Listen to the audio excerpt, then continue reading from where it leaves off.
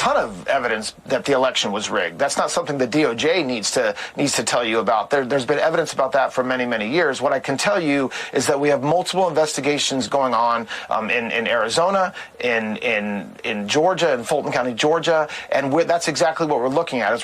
By the way, this is very difficult because they're very good. They're very good at hiding up misconduct and hiding what they're doing. And so that's why we're very focused on finding out whether the right people voted, whether people who were supposed to vote voted, whether there was one vote cast per voter.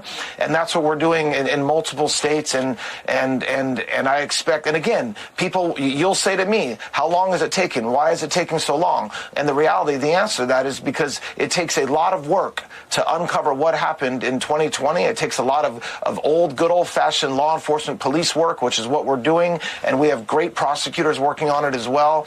And I expect that, and I assure the American people that as soon as we have something to say for it, whether it's charges, whether it's a report, whether it's the results of an investigation, the American people will learn about what we've uncovered.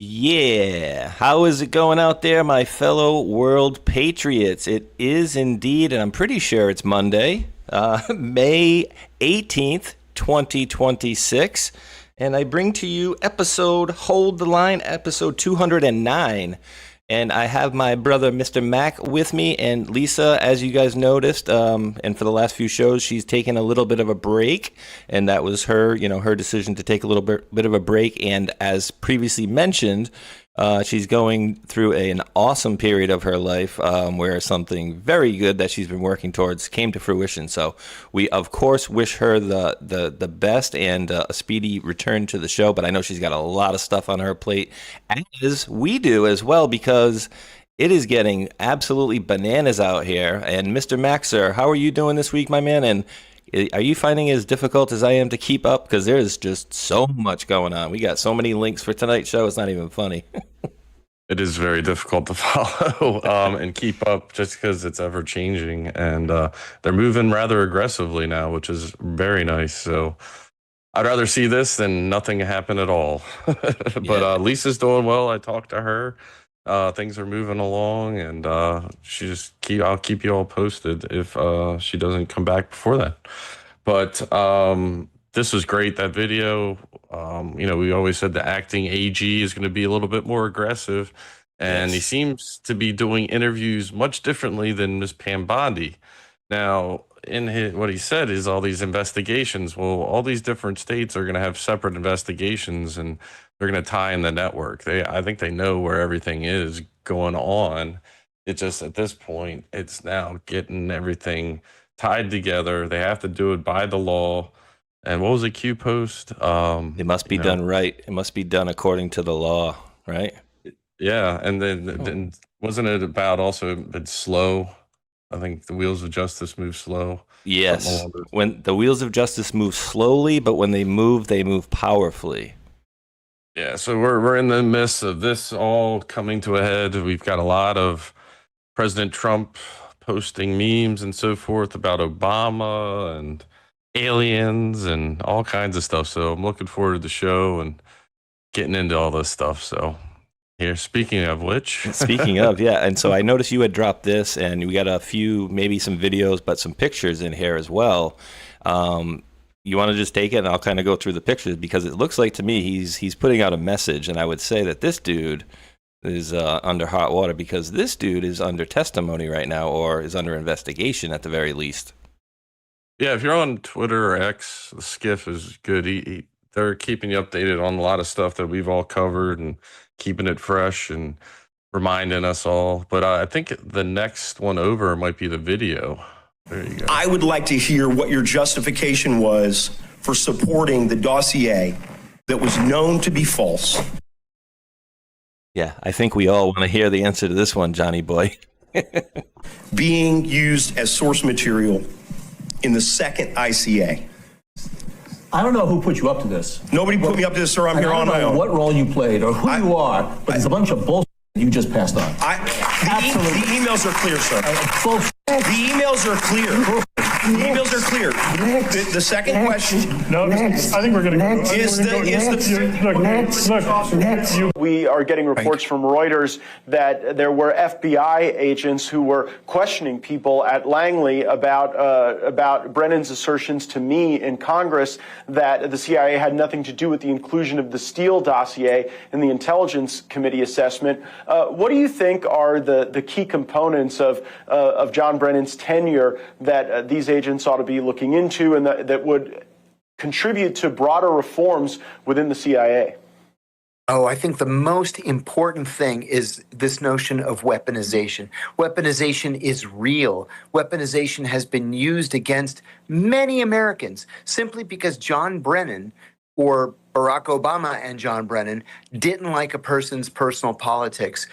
You and I have had this conversation. I think we both agree that the fact that John Brennan refuses to take responsibility for his actions legally would allow for the basis of a conspiracy charge, in that if the conspiracy is ongoing, if the conspiracy to cover up his actions as the director of Central Intelligence is ongoing, that ought to reset the statute of limitations literally every single day.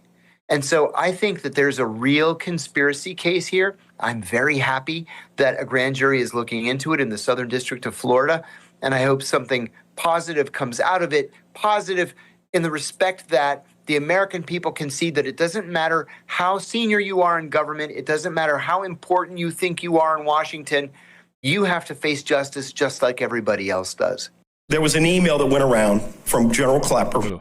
Ooh, I don't know if we want to play this whole thing, dude. I mean, we can stop and talk for a second, then maybe play a little bit more. But, dude, this whole thing, I think people need to really take a step back and understand like how big of a situation this was, right? And again, it was an all hands on deck approach to everybody against President Trump, and they knew this stuff had nothing to it. But then it comes down to, right, like John Carricow, I think here they were saying, like, we have Clapper on tape saying, oh, Obama set this whole thing in motion. If he didn't tell us to do this, then none of this would have happened.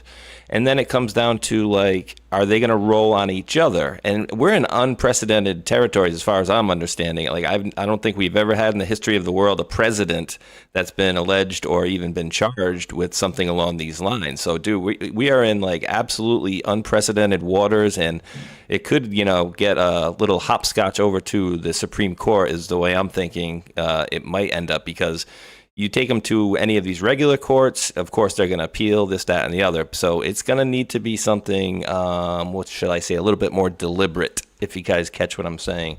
But, I mean, any comments on this one so far, brother? I think, well, to your latter point, wouldn't it be like the grand conspiracy case, and then from there, everyone would be indicted?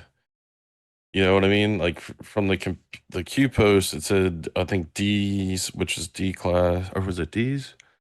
Indictments. It was D class leads to many indictments. D's lead to I's. So I think we're holding off on all these sealed indictments for the big arrest, as we were told in the first indictment on those two Q posts as well, that we were told several years ago, probably 8 years ago ish. Oh yeah. Yeah, and we've been so patient, but it's literally connecting all this huge cartel and just conspiracy. It's crazy, and it's all intertwined. One point was on that video is, remember how much they forced down our throats the COVID stuff. And right there on how, they propagated Russiagate and forced that down our throats to act like it was the truth, and it was a complete made up lie. And that's a telltale sign of how they move. Like COVID was to cover their tracks almost before, and then lead into this election stealing and trying to upend Trump. So I'll keep it there. This is great stuff, though. It's going to lead, CIA goes to the rest of the world. The FBI with Comey is the United States. So, absolutely, encompassing all. Was there more on this one? Because I know there was some stuff on here, but yeah, and we're gonna get into this in a You little can click bit. on the screenshot; it summarizes it. So Ooh, if you think okay. What do we got here? Just now, Greg Gutfeld drops the mic on Jessica Tarlov's rage. Tarlov, Trump made $3 billion in a year. Gutfeld, I know this is going to blow your mind. He was a billionaire and a businessman before he was president. Unlike Obama, a Democrat gets into power and then gets rich. Trump was rich before he got there, and he's actually making less money. So your obsession over his profiting is a delusion. Dude, I love it. I freaking yeah, and I hear the arguments like he's making money. Like I don't know, someone said they sold his name. It's like, yeah, if they want to use it, it's patented or whatever, copyrighted. They have trademarked. They have to form a contract, and it's the family running it now. He's completely.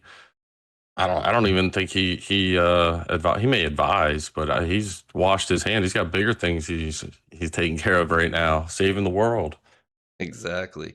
And not only that, but he's also taking his paycheck every time, and he's basically giving it to to one of the departments in the government that he's as far as I understand, he's still doing that anyways, but he's lost money since he's been in office, and it's not even debatable at this point. And of course, they're going to have to do all of their negativity and orange man bad stuff, and that's what it's about there, with those guys. But let's see. I don't know which one I want to go into first here because these are both so juicy. But we're going to stay on this election type of theme for a second here. And actually, you know what? Let's go. I want to go into maybe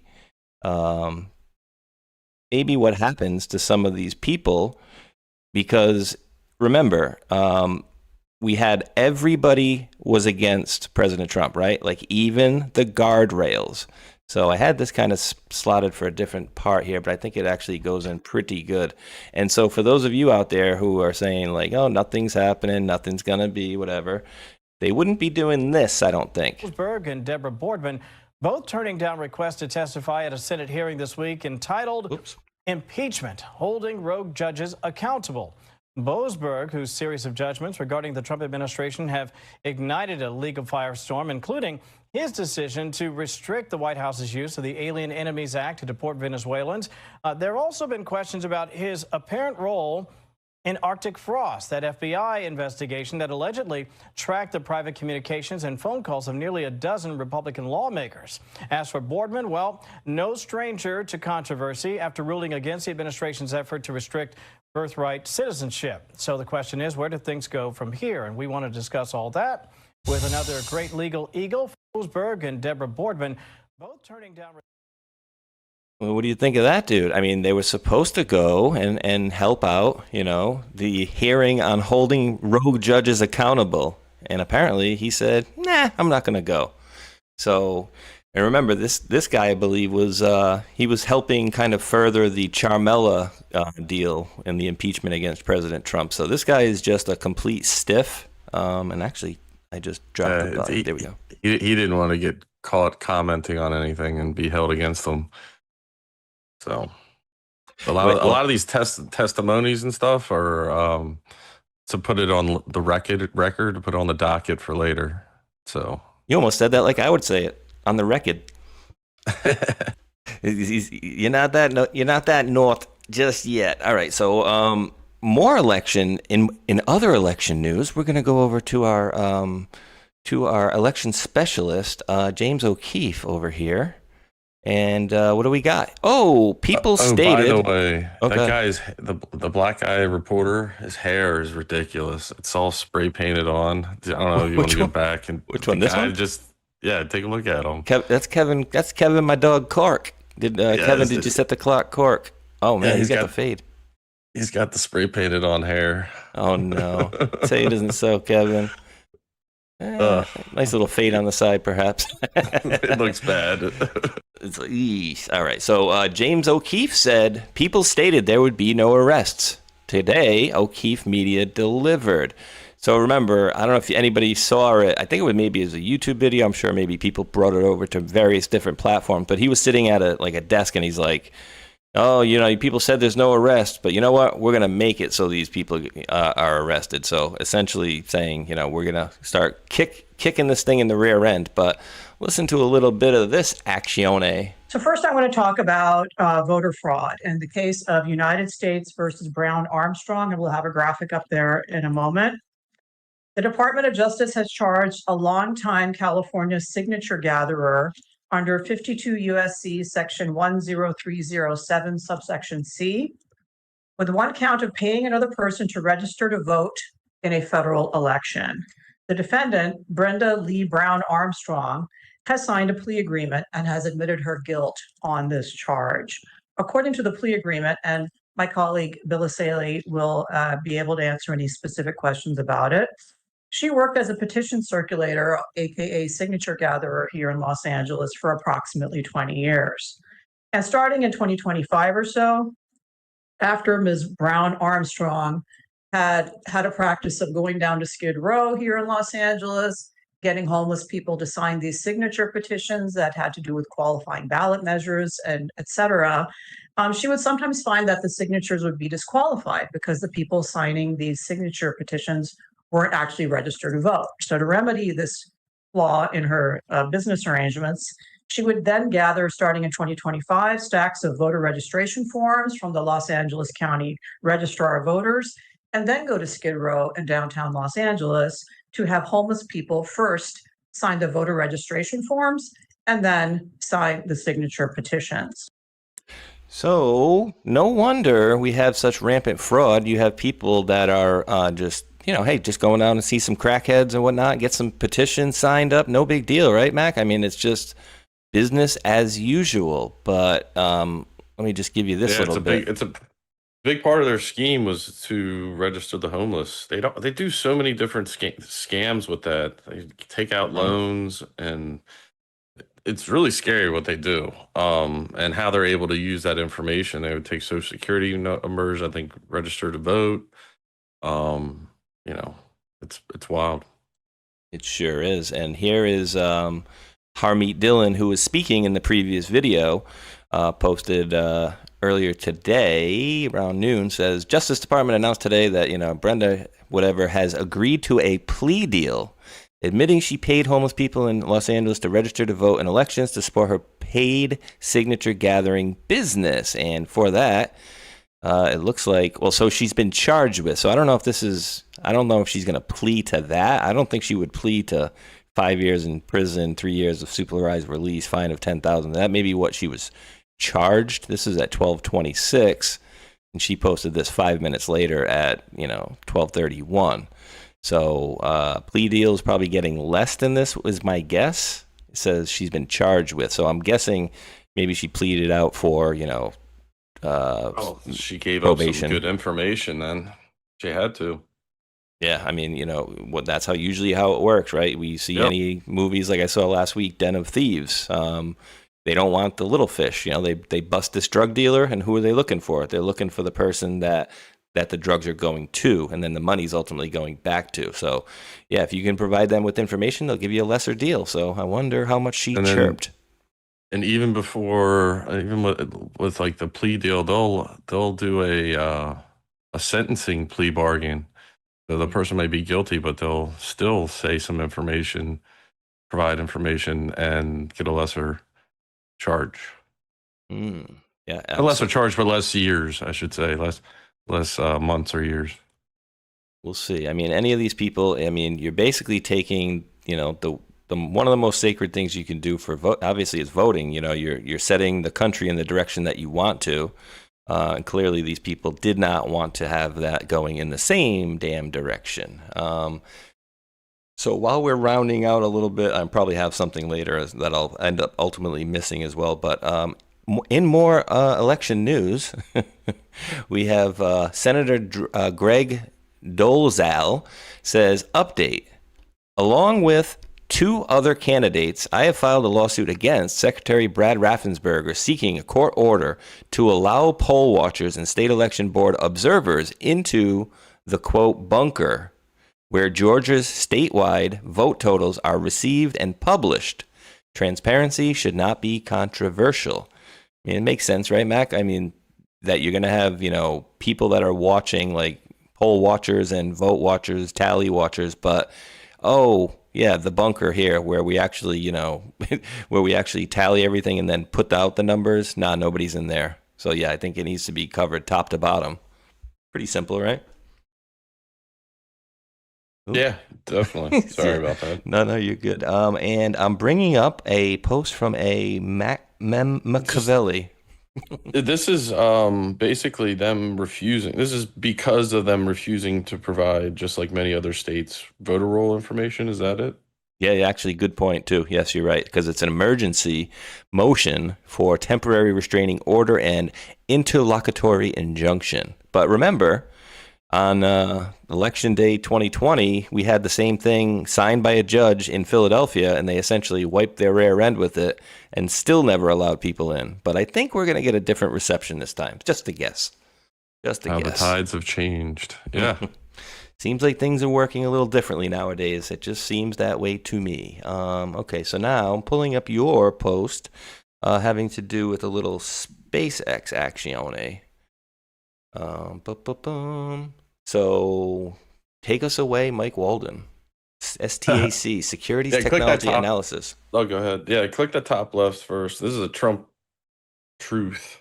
He's been doing his own memes recently. These aren't ones that, he's creating these. And if you look at that corner, it says stack EBS is how I looked at it, or Stace BS. It's a misspell.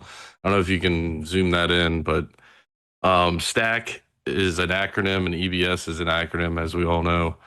If you want to go to the next one, it kind of explains what it is.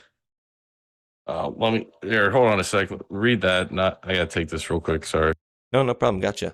STAC's Securities Technology Analysis Center is a company that coordinates the STAC Benchmark Council, a global security of over 500 financial institutions and 70-plus technology vendors. Its primary purpose is to develop vendor-neutral, standardized technology benchmarks that reflect real-world workloads in capital markets. These benchmarks, such as STAC-M3 for tick analytics, Stack A2 for risk computations, and Stack ML for machine learning, enable financial firms to objectively evaluate and compare performance across full technology stacks, including hardware, software, and cloud. Stack ensures result validity through rigorous audits and facilitates industry collaboration via research events and special interest groups.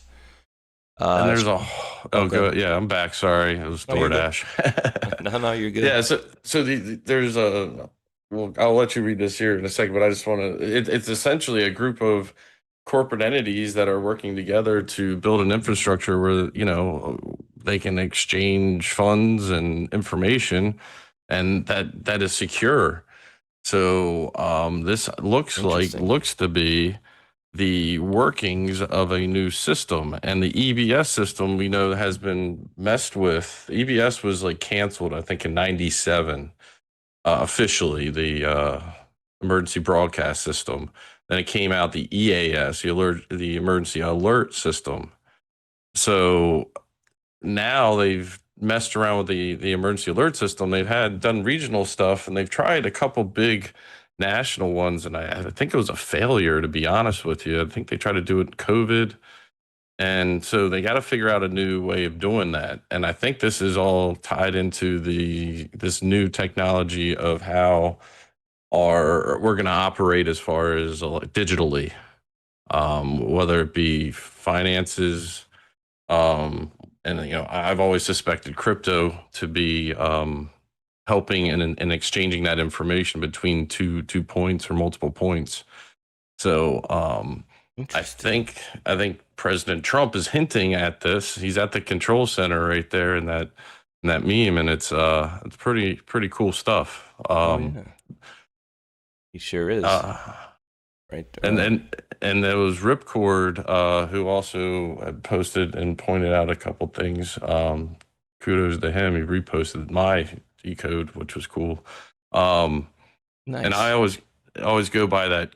He said military time 1714. We all know that Q equals 17. So also look at the Q post 14, which is the skiff post. which would also hint, yeah, it's one of mine too. Also hint at Space Force and how they were able to like circumvent or create a structure around what was currently going. Because we know that during the first term of Trump's administration, we found out that his comms were compromised. Yes. We were given hints about the White House having things that could harm people in them. We also know that they were tracking multiple people, and there was hints of assassination. I think Q pointed out a bunch of stuff. What was the one guy's name? Barlow, I think. John comes Perry. to mind. Heart attacks can be deadly. Yeah, there's just all kinds of crazy information that came out with these Q posts that match up to real life. And so go ahead with this. I'll let you. That's not. Take it from here. That's crazy, dude. Well, actually, dude, that reminds me of something. And again, you know, there might even be more here. I got some additional notes on this. This would tie into an executive order of Trump's. It's executive here. I'll give you that information now in the chat. So, you know, this is where AI kind of comes into handy too. But if you want to read more of this would give people more information. Sure. Yeah, this part's kind of a re-thing, but it says the council serves two main purposes: to conduct substantive discussions on important technological challenges and solutions in financial services, to develop rigorous vendor-neutral benchmark specs that reflect real-world industry needs rather than artificial lab conditions. Members of the council include the world's largest global banks, brokerage houses, exchanges, asset managers, hedge funds, and proprietary trading shops, alongside innovative providers of hardware, software, and cloud services. By contributing requirements, proposals, and code, these members help Stack provide objective, audited benchmarks that accelerate technology procurement and validate innovation in the capital markets sector. Interesting. Very, very interesting, dude. And I'm telling you, dude, that video that I dropped you guys earlier from there's YouTube, a couple more. It's bananas. Give you some more information. Executive Order 14178, strengthening American leadership on digital financial technology. So that would be a component of it. It's not just the only thing, but you got to think about the private sector and being able to be secure. I would think that Space Force would be the consultants almost, and I got confirmation that they are. The service actively collaborates with commercial entities, international partners to enhance space domain awareness and resilience. This includes initiatives like Orbital Watch, which disseminates unclassified threat information to commercial satellite operators, and partners with allies such as the UK, Australia, and Japan to strengthen collective space security. Additionally, the USSF integrates dual-use commercial technologies through its Commercial Space Office, COMSO, to supplement government capabilities and maintain space superiority. So you also think about private contracting and not just finances with how valuable information is, and with all this new re-innovation of America with Trump and with manufacturing coming in. We know that the steel industry was compromised by China. We know our steel is bar none the best. And Q-Post, there was several hints of the steel industry being compromised and that they could spy on us and so forth. So in, I guess, conclusion, there is the National Quantum Initiative Act of 2018, December 21st of 2018. It's in the chat. Wasn't there something recently about December 21st? Like that happened. I just wanted to mention it. I can't remember it, but I feel like this winter solstice. Yeah. Okay. So this was established to, why would we need quantum? Because it's coming. And so we're getting, I think, the early stages of this becoming a fruition. So they built the framework of how it's going to be handled as a project, or multiple projects, but it's going to fall under the mathematical components of quantum and not just like the technology part. It's how it functions and coding wise and the mathematical components in order to, I guess, for cryptology purposes as well, it would be very useful. But that's a little bit of speculation there. But knowing how quantum works, it would be very useful in that way. And that's what cryptology, that's what crypto is. Cryptology, cryptocurrencies, and blockchain, which is a component of quantum mechanics, which also ties into our election patent that I think the U.S. Post Office purchased, having to do with a blockchain system to secure our elections, which would focus around paper ballots. And it's just a framework in how exchanges work inside that election process when handling the votes and confirming and so forth. Yeah, we definitely need something a little bit more solid. Now I'm going to play that video, and again, admittedly, I'm not the biggest tech guy or stock guy, and so I'm kind of looking for more answers on this one. So here we go. Let me pull this one up. I probably have it muted here. Let's see. Unmute. Here we go. And completely change my.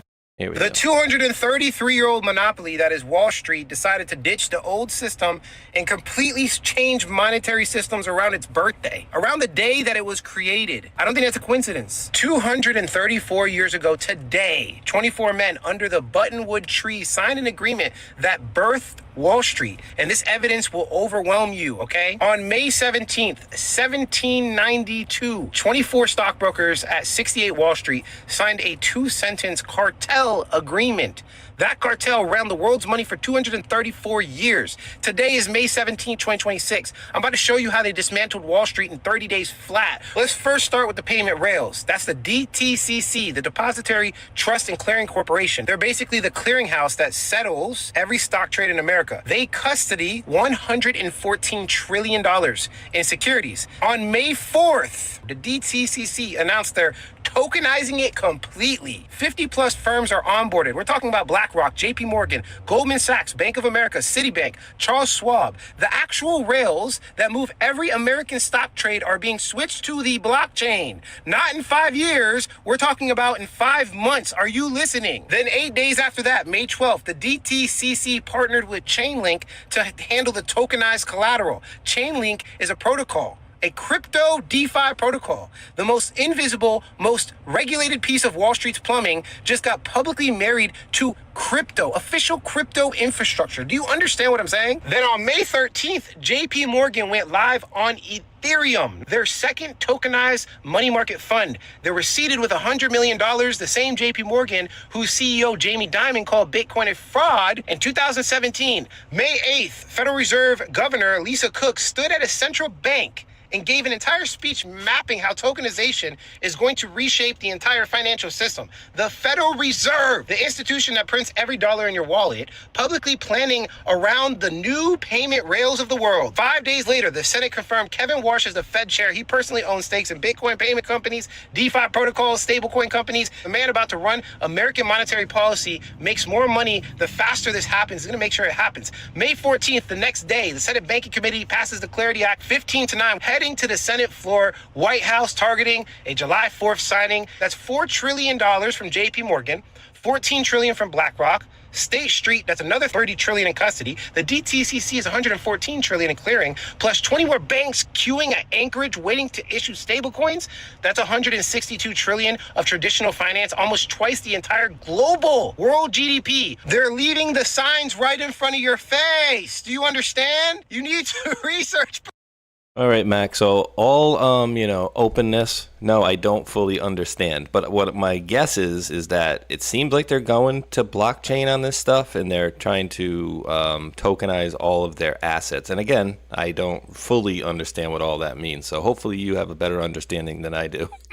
It would give a digital footprint of, like, say each company chose a tokenized blockchain that was backed by the US dollar.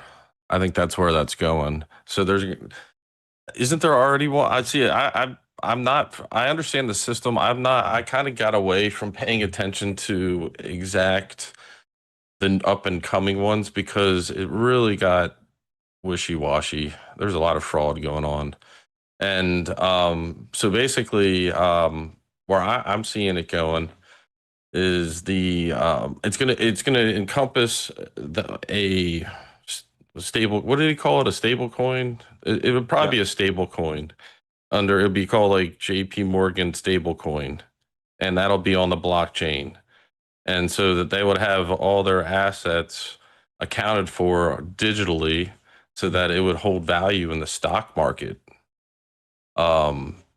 And also transactions would happen securely, and you would have, with the use of crypto, the when you're dealing with other countries, you would have that the exchange rate would be instantaneous, because they'd figure it out. The old system, it takes 2 days to 2 weeks sometimes to transfer money between countries, and I think we're going to a more fluid way of handling it, and it's probably going to be backed by the U.S. dollar, because Trump is holding on to it and saying if we ever lose the U.S. dollar, it's like losing a war.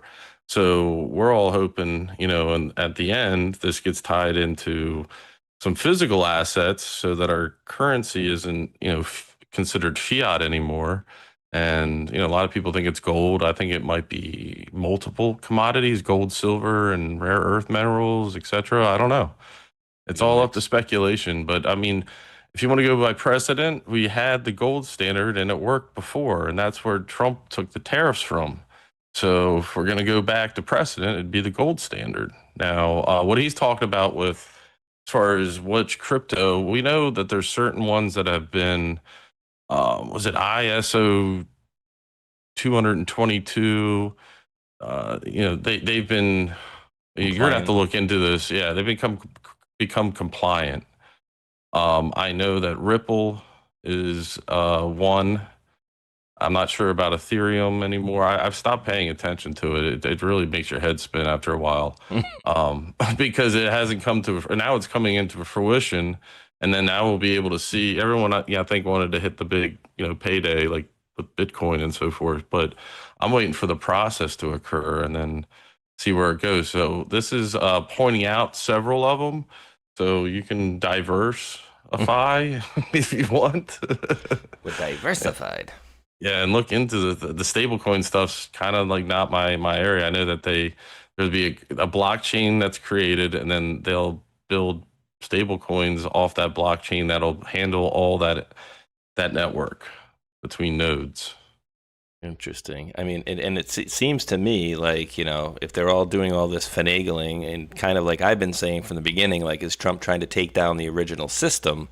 And then is this something that they're going to kind of like, fall back on, or they're going to start using this stuff instead of everything else? Because it's bad. I take it back to that old speech. He says, we're this is, what did he say? We're giving the power back to the people. Remember that speech? Oh yeah, taking with the military in the background. Yeah, taking power back from Washington D.C. and giving it back to you, the people. Yeah, well, that's why I get pissed off. As we learned, the mall was a little separate entity, had its own constitution, and was ran by the city empire, which was like out of the UK. So we had learned that they had kind of been in the background, upsetting our economy, I think, and much more. What do you think, man? Yeah, because we were always told that we won, the revolution and everything. And, I met Lisa, and she kind of pointed out some stuff, and I was like, gosh darn it, she's kind of right. They kind of stuck around in the law side, and, we kept giving money back to them. And I was just like, this is crazy. I can't believe this, and just constantly having that uncovering of truth, and then asking more questions and digging for more truth. And you kind of realize that they were very sneaky about it. And to be sneaky, there had to be some collusion going on. But, it's history for now. They're all dead and gone. But here we are. And I think President Trump's upending the apple cart and taking it back to the constitutional republic of old.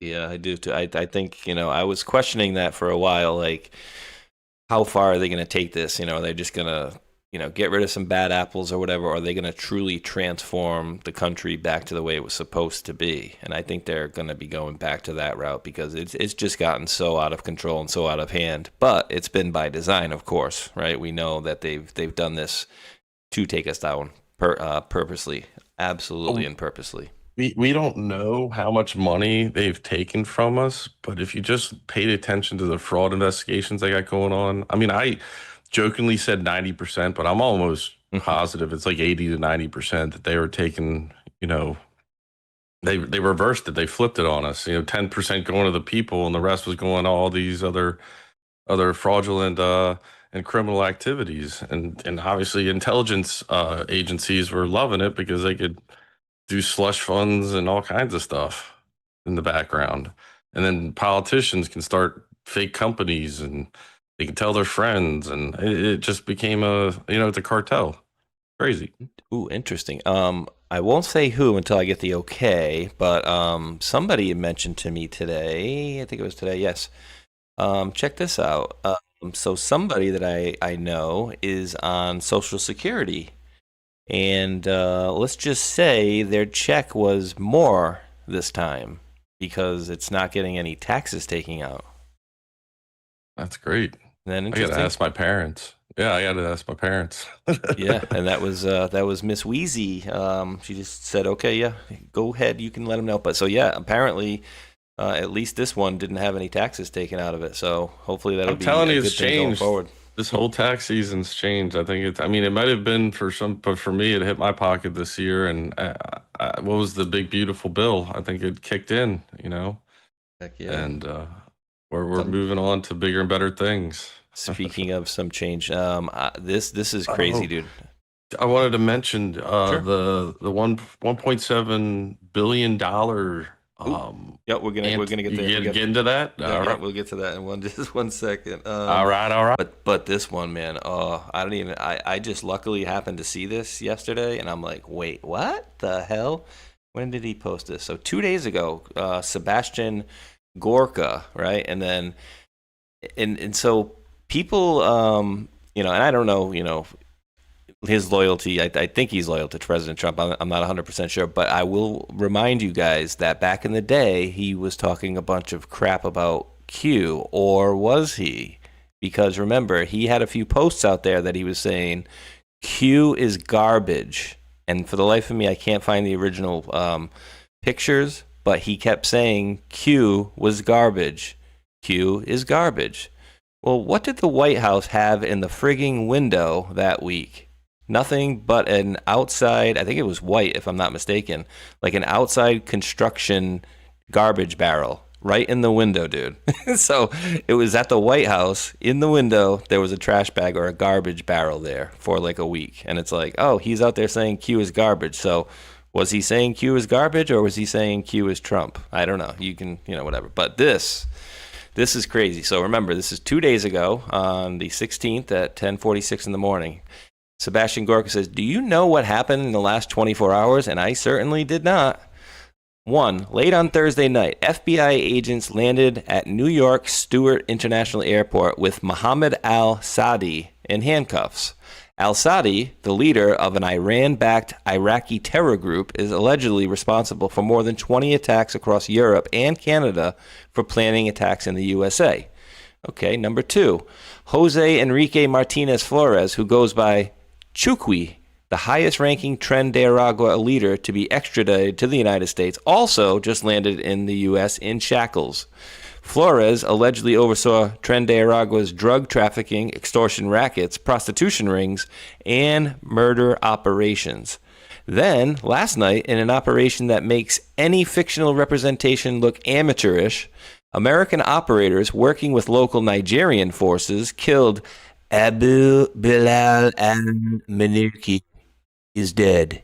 The second in command for ISIS global operations, a man with the blood of countless innocents on his hands, including many Christians. This is just one day in the counterterrorism operations of President Donald Trump. We salute the intelligence professionals, law enforcement, diplomats, military operators, and support personnel who make these operations possible 24/7. So, dude, basically in a 24-hour period, we got three major terrorists off the playing field by coincidence, right? All in the same 24-hour period. That's pretty weird, no? Oh yeah, that's some operations right there. Nothing Very to see. stealth. Yeah. Nothing I mean, to the see here. Nigeria thing was awesome. I mean, that was a operation. Right. So well, special forces went in, I believe, and those guys were committing genocide. So enough's enough. Yes, sir. I haven't they heard were. about the South Africa stuff recently. I don't know if that's calmed down, but I would assume that's next on the radar if it's still going on. Yeah, that's bad, and it was the opposite for years, right? They were saying that, the whites were racist against the blacks, they said, and then now they're going around just killing all the whites essentially, and who knows? I wasn't there, but I know that they do have a bunch of roving gangs killing people, which is definitely not good. All right, I got one more very interesting story, kind of in the same. Now, is this and so this is a different situation than even this, right? So. Dude, we're going out there. We're nagging presidents. We're kidnapping things. We're, going after Iran, and then we're getting all these people arrested here. It's getting so bad, dude, that they're starting to turn themselves in, bro. How about that? Very interesting. Sinaloa Senator Enrique Inzunza, Chavez, whatever, surrenders to U.S. federal officials in San Diego. Things are happening rather quickly in the storyline of Sinaloa political leadership and the indictments by U.S. officials. The latest development, capture of Gerardo Merida, retired Mexican Army general who served as a public security secretary in northwest Sinaloa state. Today, Sinaloa Senator Enrique Inzunza Gaba, who is also facing drug trafficking and weapon charges, was taken into custody by the DEA. Both Merida and Cazares were named in a lengthy indictment that included current Sinaloa Governor Rocha Moya, who, if ground reports are accurate, appears to be hiding while protected by the Mexican National Guard. Here's where it gets really interesting. According to the New York Post reporting, businessman Enrique Diaz Vega, another name from the indictment, also turned himself into authorities in Arizona last Friday. That means 4 of the 10 men named are currently in custody, with Governor Rocha Moya hiding out in Mexico. However, it gets even more interesting when the lawyers reportedly held talks with the Department of Justice for his voluntary surrender and to become a government witness. Mexican newspaper El Universal reported on May 2nd, a drug trafficker who surrenders and offers information primarily falls under the category of a cooperating witness, a Department of Justice source told the outlet. However, Inzuna Cazares shut down the report the same day. Utterly false, he wrote on X. So 3 days after the primary indictment was announced, Inzunza Cazares was reported to be working with the DEA and DOJ. He denies cooperation while in Mexico, and then 2 weeks later turns himself in to the DEA in San Diego. Sounds like each of the men turning themselves in to U.S. authorities were facing a rather dangerous Hobson's choice. If they stayed in Mexico, the Sinaloa cartel would consider them a threat, and it's likely a threat would be eliminated. After all, cooperation would be detrimental to the interests of the cartel, or Senator Cazares, General Merida, and businessman Vega could flee from that threat, turn themselves in, and hope to live. It appears they chose the latter. Dude, they're just like, I mean, I'm loving this. Starting, yeah. It's starting. Right? It's like, nah, we'll just hand ourselves in. What comes to mind is Maduro behind all this. Ever since Maduro, Yes. we got a lot of the Central and South America people getting snatched up. I'm thinking he might be singing, and I remember there was a post. I forgot who it was, but somebody had posted that maybe he was he be a type of dude that me wanting to be speaking right now. And I think it was, what'd they say, that he'll never get out of jail or whatever, but it was in the hopes that maybe he can get his wife out, perhaps. Singing. I'm typing signing as I'm supposed to be doing singing here. If I can find this post. Oh, and again, dude, how about this? So hold on, it's gonna take me a second because I didn't plan to have this one into today's show, but I think it's a very important insert into the show. Boom, boom, boom, boom, boom. And so what I'm gonna pull up in a second is Hey, by the way, do you think that had to do with Marco Rubio dressed up in the Thank jumpsuit. you. That's exactly where I was going, bro. It's exactly where I was going. I was just about to say, I'm trying to pull up the picture of Marco Rubio in the exact jumpsuit that Maduro was wearing, but he was on Air Force One last week. It's like, what? So make that one make sense to me, dude, because I can't. And I showed it a few times this week. In these last couple of weeks, I just apparently can't find the link. I may have mixed it up with my other links. But yeah. It would have to do with these arrests. Rather Rubio, timely, right? Yeah, and think about this, right? He's out there and he takes a picture of him in that tracksuit on Air Force One of all places, right? And so, what is that telling you? Do you think he's out there just giving out fashion lessons and, oh, this is what I like to wear on the weekends or whatever? It's like clearly there's more to it. And so here's another one from Mario. I think he's got some President Trump words here. Let's see what he said. 20 seconds. It's worth it. Did you see Secretary Rubio in the briefing room the other day? And what did you think? Are you talking about his outfit? Yeah, that's it. I thought he looked very good in the outfit, especially. I don't know if I'd do it, but I thought he looked very good. I think he's outstanding. I thought he was good. I mean, I saw every word of it. I thought he was. So, what do you think, dude? Like, that is not. Oh, hey, look at my outfit. Why would you take that picture, right? And dude, why is he wearing? I don't think the people in the chat can see it right here, but I don't know if you noticed that, dude. He's wearing friggin'. He's wearing a whole Nike jumpsuit, and he's got Adidas on. Like I say, you can see the little tree. If I move this, I don't know if they'll be able to see it. No, it's under trying there. To find here. Here. I'm trying to find a meme. There you go. Got a meme. Okay, let me pull her up. Boom, boom, boom. There's many out there. I like that one though.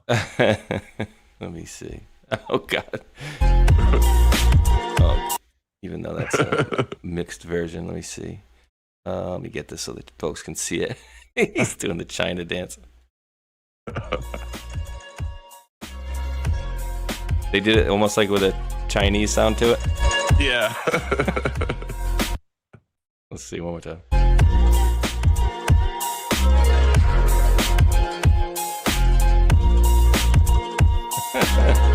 I mean, give the guy a break. He's got so many jobs, they don't even know what to do with the poor fella. All right, now we're gonna get into that into your 1776 story, which is interesting. And I think what they're gonna be doing is a lot of the 17 what do you call it, the J6 folks, perhaps. So let me see. He's got a little video here, a little minute video. Let's play this. President El Papi Trumpo. $1 billion. Yeah. Why should taxpayers pay for the January? Well, it's been very well received, I have to tell you. I know very little about it. I wasn't involved in the whole creation of it and the negotiation. But this is reimbursing people that were horribly treated, horribly treated. It's anti-weaponization. They've been weaponized. They've been, in some cases, imprisoned wrongly. They paid legal fees that they didn't have. They've gone bankrupt. Their lives have been destroyed. And they turn out to be right. And it was a terrible period of time in the history of our country. And they worked on it. I know the Justice Department, it's really been working on it very hard. There's been numerous other occasions over the years where things like this have been done. But these were people that were weaponized and really treated brutally by a system that was so corrupt, with corrupt people running it, and they're getting reimbursed for their legal fees and the other things that they had to suffer. Yeah, please. $1 billion. Yeah. Why? 1776, huh, Mac? Oh, yeah. 1776. And let's see. I think... I'd say this is the first step of getting a little bit of redemption. I'm hoping at some point they do something with the social media and all the censoring they did during COVID and everything, getting the information out. Remember all that, man? I was, we were kicked off of Twitter. I mean, obviously that might have been more than meets the eye, but I got kicked off way before, and I didn't even do anything. It kicked off of internet? What's that like? I don't know what that's like. Yeah. And it's just for posting information, and it's crazy. Yeah, and well, as coincidence will have it too, the reason I think most of us got kicked off that day was because of this friggin' rag right here specifically. The New York Post on October 14th, 2020 posted the Hunter Biden laptop story for the first time. And wouldn't you know, we all woke up on October 15th, 2020 to find our channels gone, thrown by the wayside. And dude, again, I still don't know like what wildest coincidence in the history of coincidences how I was able to get my channel back on October 15th, 2025, exactly 5 years later. Like that, it makes no sense whatsoever anywhere. I don't know. Yeah, It's very weird. Shenanigans going on with the guardians of the Twitter world and stuff. Yeah, and actually, speaking of guardians of what are they called? The guardians and Guardians of the warlocks and guardians. Is that what it was called? Wizards and warlocks. Yeah, there we go. And I said I would do this every show, and I think we were at 40,000 and like 102 yesterday. I thought I would be back to we're at 111. So just stay for tomorrow's show with Ghost at the evening. I'll check it. I bet I'll be back at 40 flat again. It's this fun game we play back and forth, dude. They give me a couple followers, and then they take most of them back. So that's why I don't bother even posting on X anymore, because it's like my reach is just completely smushed on X. Completely smushed. I post some. I mean, if you want to follow most of the stuff I post, it's on Free the Will Patriots on Telegram. That's where I don't know. I've got like over 150,000 posts, I think, on there. Damn. Yeah, and that. But I started that back in 2021. So. Oh, really? Yeah, his Telegram and should have his YouTube and his Telegram and True Social link should be in the chats of all the description box that you guys are in over there. So give him a follow. What is this? Again, Mike, you got to do a better job labeling. Seeing that we're speaking of January 6th. And the reason why I went over to Telegram and did that is because I got kicked off of Twitter. Exactly. So I don't get censored. I can post stuff, whatever. It's pretty touch and go. Yeah, I don't know. The whole world's weird. I do it as a database of information if anybody likes paying attention to that stuff. It's a crime scene. It's a crime scene. Twitter's a crime scene. All right, so here's some very interesting words coming from January 6th, the Capitol Hill Police or DC Police, whatever. Listen to the words he's saying, and I wish there was a caption thing here. There's not. I really wish there was a caption thing here, but I'm going to let you play, and I will repeat what he says again. There's a guy here, short guy, dark hair, black vest, thin blue line thing on, dark hair, and he's got like a little 27 or something on his hip. No police identification on him at all. I couldn't get to him because there were so many people, but just keep an eye on white male. White male, dark hair. All right. It looked like a grayish black, maybe digital fatigue. Do non-uniform guys have any identifiers, like wristband? They will have a wristband. Their guns will have a candy stripe on the barrel. Okay. I don't know the wristband color, but they'll have a wristband somewhere. Okay.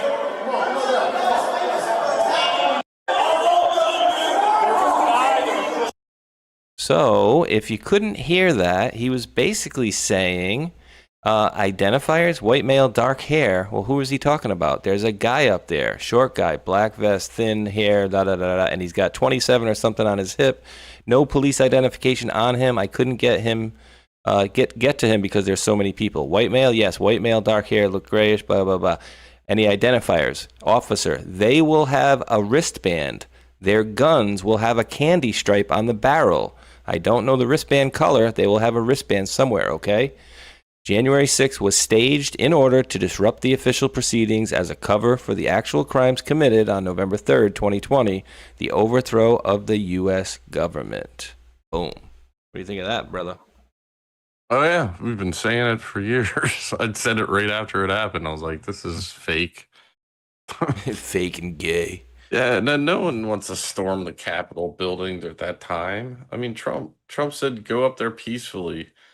I mean, the whole thing was a setup, and we know it was Stop the Steal. So everyone came from Stop the Steal up to Capitol area. There was multiple different areas where people were, and apparently a lot of it was peaceful. And then they had certain areas where this happened, and there's multiple footages of like these little groups of people doing very militaristic stuff, like tactic wise. I think one guy was passing water through a window, and that's like I think a Korean tactic or a Chinese chat tactic, and how they entered the building. So, there's all these different anomalies and oddities that you notice, and you just realize it's all fake. Remember when the girl got shot and they happy to carry her out right in front of the reporter? That was fake. The reporter? Oh Yeah, yeah. Oh God, what was the girl's name? Bobbitt. Yeah. Interesting. Yeah, I mean, and you remember too, you had the guy that was I was just looking for it really quick to show the folks, but there was a guy who was handcuffed and brought in here, and then they unhandcuffed him, and then the dude high-fived him, and then he walks out. It's like, oh, what the hell's that about? Clearly insider, inside information, inside police officers. So yeah, when Even the truth that comes Viking dude was an op. God. Dude, he's and I just don't understand how some people are like, oh, he's really actually brilliant if you listen to him. I'm like, yeah, when you start painting your face up and wearing friggin' Viking horns everywhere and when you dress like you do, I can't really take you seriously. As much as he does make, what he's talking about, the MK Ultra stuff is, anybody could research that stuff, right? But everybody's like, no, he's an actor, he's an operator, and I'm like, nah, not buying that one, to be honest with you. Not buying that at all. Could be wrong. I think wasn't Nancy Pelosi planning this for a couple years, and someone spilled the beans on her on camera? You remember that? Well, I know her daughter with her. They had that conversation where she said, we knew we should have had it right. They should have. No, they didn't. No, they didn't. No, where's my ice cream? My vodka. Where's my vodka? But yeah, there's that video where basically Nancy blames herself for what happened, and then let me see if I can find the clip rather than just speculate. Sure. Yeah, absolutely. Let's see what's going on in the chat rat. If anybody's chatting, making any trouble over here. Boom, boom, boom, boom, boom. Oh, let me see. And actually, I got to play. I don't know if he's in the chat now. Played a little Arc Raiders with D Starboy last night. I thought I was going to show him what to do. Oh, I see him in the chat right there, brother. What's up? He says Air Force, as far as we know. Yeah, that's what the I don't even know what they call him, the MAGA shaman. But yeah, I was like, yeah, I'll help Starboy, learn how to play this game. Shit, he knew it way better than me. Had all sorts of good stuff. So yeah, that was interesting. Good times. Maybe we play a little what do you call it? Battlefield on Saturday, perhaps. Yeah, crazy Nancy Vodka there, Luigi. Yeah, she was 3 sheets to the wind a few times. I've seen her making some speeches. Let me see. Nancy, how hard do you guys think it would be hard to find a Nancy Pelosi drunk clip? I bet you it's not going to be too difficult. Sure. Alleged that Biden should be added to the illustrious Mount Rushmore with the likes of Washington. I'm not sure the words in the dictionary to properly describe how drunk she must be. All right, that's not it. And then, of course, Pete's the drunk. So, of course, that comes up more than anything. Should we be banned from Congress? I think this should be. I think if you want to have the prestige of being a congressman or a senator, whatever, congressman, woman, senator, whatever the case may be, then you do not get to use the stock market for however long you're in office. Sorry, right? And security clearances, any of those things should be gone. As soon as you're out of office, gone. Because, Obama gets probably not anymore, but Obama in the normal course of action would get a presidential daily briefing Why? Well, in case the current president needed any information or some assistance, he could ask a prior president, like, what did you do? What would you do? So, he's up to date on everything. No. In what world is President Trump ever going to ask Obama for help? And in most cases, they're not going to, because they're always at odds with each other, right? Josh Hawley's service announcement. The drunk driver, Paul Pelosi. God. Dude, the drunk driver Paul Pelosi hit has received $1.7 million of PPP loans from the federal government, which won't have to be paid back ever. Isn't that crazy, dude? Yeah, I mean, Marjorie Taylor Greene also got some, not as much. I think she got like 400,000, 200,000. Oh, the business loan, yeah, the PPP business loan. And didn't have to pay it back. Oh, by That's the way, nice, right? another election thing is President Trump did a truth and also spoke about it in his interview earlier before the show on Trump RX stuff. That Maryland was busted. Did you have that? Or Maryland fake ballots? Oh yeah, the 500,000. Yes, I do. Yeah, and so they sent out another 500,000 of real ballots, and they never sent back the fake ballots. So now there's 1 million ballots out there, and they don't know like what. And it's right here. And Trump said that he knows a lot about Maryland, and he's been paying attention to it a lot, and he thinks that Maryland's not Democratic. He's not Democrat. He thinks it's actually Republican, and I would agree with him. I think a lot of elections around the country have been cheated, and they've kept it under wraps, and the Democrats are the ones that are cheating. So big time. I'm very happy that he's pointing this stuff out, because it's, I think if they don't pass the Save America Act, because President Trump wants us into law, if it's into law, we won't have to do any, call a national emergency or do an executive order, and that can be reversed later. But he may have to do a national emergency, and he might be pointing that way with that, even that Space Force. A couple of his posts recently might be hinting at the fact that, with everything coming to a point, remember the October surprise, we got midterms coming up. The Democrats love giving October surprises, and they always have the best impact right before an election. So what would happen if a lot of this information starts trickling out, and then in October we get some really big information, and that information ties into the elections being fraudulent if they haven't passed the Save America Act. So you understand where my head was going on the chain of events. Absolutely, brother. Absolutely. I mean, and it's crazy, right? Oh, they sent out 500,000 ballots, and then they sent out another 5. So they even given a reason as to why they did it, or did they say they got lost or something like that? Doesn't really make sense, right?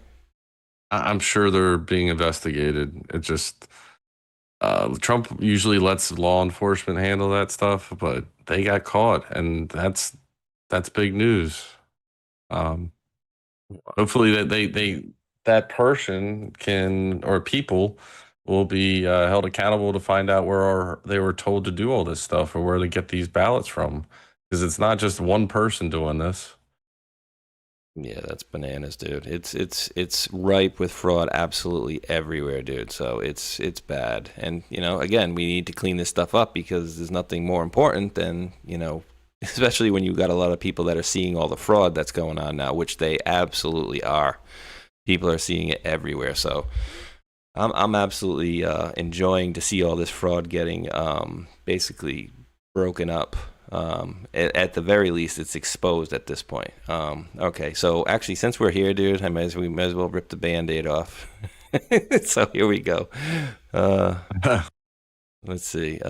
He's been going off on Thomas Massey. And here we go. The start. I'll be doing hopefully a very powerful tele-rally tonight for a friend of mine, Ed Galrain, who is a fantastic man, a fantastic hero, war hero, farmer from Kentucky. He's running against the worst congressman, in my opinion, worst Republican congressman in the history of our country. The guy's a Total disaster. And you know who it is? Thomas Massey. He's the worst. So we have to get out and vote. We have to make sure that Ed gets there. I mean, Ed left the Republican Party because he couldn't stand Massey, couldn't stand watching him, couldn't stand how disloyal he was to your president. He left the Republican Party, but he came back, and he came back strong. He couldn't stand Massey, and neither can I. A bad guy. So get out and vote. Thanks a lot. Bye. So he really doesn't like Massey, huh? No, he hates him. Oh, God. Well, all right. And Massey's been the one trying to upset the apple cart with like the Epstein stuff. The Epstein stuff's not over. It's going to connect to a lot of other things. There's investigations going on in, it's the United States, of course, the UK, France, Israel, and then there's one other country that I'm missing. Can you think of any? Here it is, Norway. Norway. That's with Mountbatten Windsor. Oh, Andrew Mountbatten Windsor, hey? Okay, interesting. And No, that's the United Kingdom. Sorry, no. This is Thorgman Jagland, former prime minister and head of the Council of Europe, has been charged with aggravated corruption after Norwegian police searches uncovered emails showing him he accepted trips paid by Epstein, including stays on Little St. James. And there's multiple investigations, I think, in the United States. So it's not over.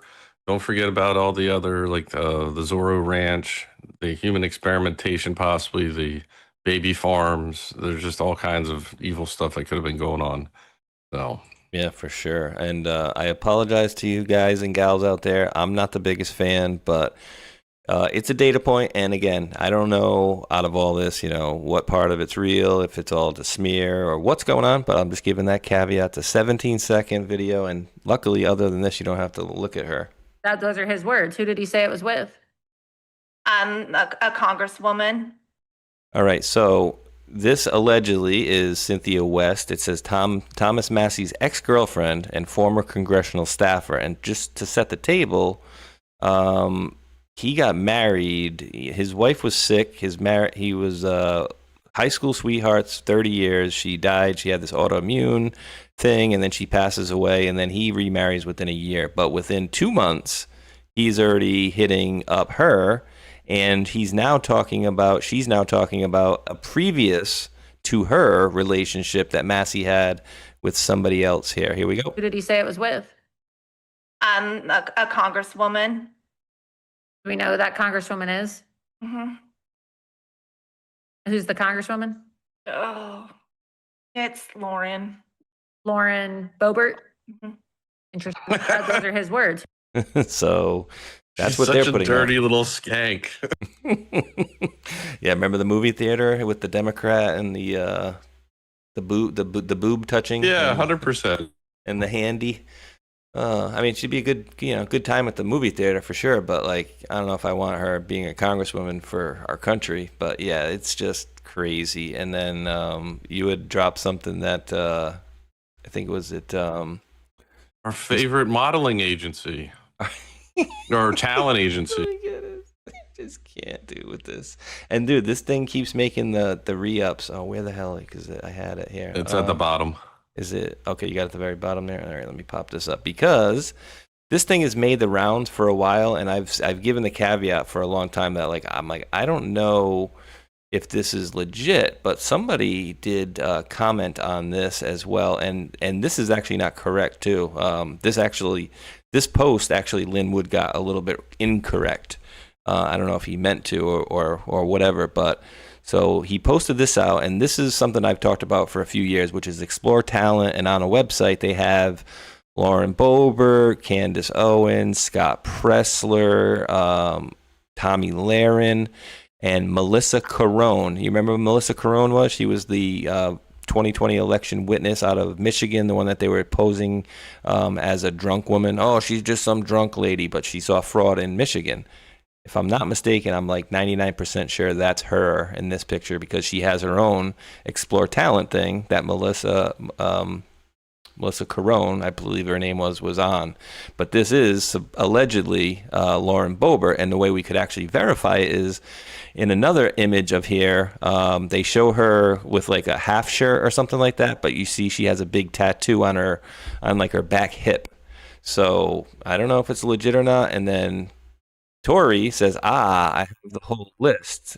And so let me see if anybody got back to me. I could have sworn I put a comment on this. Did it not go in? I put it underneath it like, oh, have you verified that this is legit or not or whatever. Helen Keller could see that woman as an Amazon compared to the real Lauren Boebert. Well, that's not her because that's Melissa Carone allegedly, and that's the Lauren Boebert. And no glasses, I'm pretty sure, in the images. I forget, though. It's been a while, dude. I think her glasses are fake to hide up her facial features.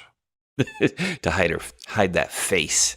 Yeah, where's my... I could have sworn She'll give interviews without glasses, and then sometimes she's wearing the glasses. It's really strange. I guess contacts would be the solution. I don't know. All right, somebody says having problems. Right. Oh, I thought this was interesting, dude. You see this? Hunter Biden and Candace Owens this Thursday. Hunter Biden and me. So, of course, I had to leave a little comment, right? Oh, God. Are you going to ask him how close he and Tucker were? I heard Tucker asked Hunter to write a letter for his kid to get into college. Seems a little closer than, can I borrow some sugar? Yeah, they were friends, much. And Tucker... I had the clip and everything when Tucker reported on it. And he kind of passed it off. Oh, I didn't know, in his voice. I didn't know. Yeah, remember Jesse Waters kept asking him about it? That was actually pretty fun. I wonder if I could pull that one up. Jesse, Tucker, Hunter, because he was like squirming a little bit. So I don't know if that was like their way of like. Because it wasn't too much longer that he left Fox News after that, and I'm not saying that that's the reason that he left, but it was pretty short order after that. Was this it here? Jesse Waters' mom calls into the show. She's a Democrat who thinks he should stop covering Hunter Biden's laptop. She also took a dig at Tucker. Ooh, dude, I don't know. Do you see this one? Quote, don't tumble away into conspiracy rabbit holes. We don't want to lose you and want no lawsuits. Yeah, Tucker could have been a liability with the Epstein stuff. Could have been the thing. Yeah, very possible. So yeah, it's things getting spicier out here. Let's see. Yeah, B Moore says, yep, rats stick together, and unfortunately, that's the way they bees. Okay, did we get to our halfway through our links today? I think we're halfway through our links today. Oh, this was.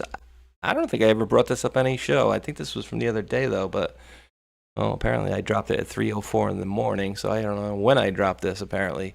But, dude, this is El Salvador. When was this? Oh, wait, false. Video detained on the embezzlement, $35 million operative, not former Supreme Court judges, involves directors and employees accused of fraud and money laundering. Okay, so still fraudulent people that are in El Salvador. These people were not the people in the hospital. Oh my God. Okay, she's sitting. Not the people that are in the prisons, but like the executives and stuff like that were furthering fraud. So they are now arrested as well. So that's good, right? Always good to see more people in fraudulent things going and getting bad. Let me see. My phone ringing? Hulkinator's calling. Okay. Or may have tried to. All right, back to our links for today. Let's see. Where do you want to go next, Mr. Mac? Maybe go across the world over to... All right, this is what I had earlier. This is weird, dude. So this is what I was looking for earlier, talking about not putting your ducks in a row. Maduro regime Alex Saab arrested on money laundering charges involving Venezuelan food contracts and oil. Quote, thanks to the efforts of the Homeland Security Task Force, Alex Saab will be prosecuted and held fully accountable under U.S. law for his alleged role in this scheme, said Todd Blanche. Again, dude, that acting dude is moving along. Somebody singing, you think, or what? Yeah, I think Trump even alluded to it in one of his comments. He said, yeah, he's helping. Or did you find out anything? He said, yeah, we found some stuff. You know, he didn't get into detail, but I think this is helping to unravel a lot. They had to have taken not just Maduro and his wife, but also possibly documents, computers, electronics, so forth. So Exactly. that would be a big help to the military and Space Force and so forth. Whoever handles that, I guess. Right. Yeah, I mean, I wonder who the top of the, if it is Space Force, as maybe they're not as compromised, or they're not at all compromised. I'm not sure if they'd be, I don't know what if they actually be involved. They may be assisting, you know, with the information and processing it, but there would have to be an entity to carry out the investigation. At that level, is that the FBI? I guess that's the FBI, right? Unless there's war crimes. I don't know. True. And, you know, something we really didn't, I'll pop this up again here really quick, Mr. Mario. Something else we didn't really, you know, discuss about the tracksuit is this was when he was heading to, like, China, right? And so you think could be some indication about election interference through Venezuela and China?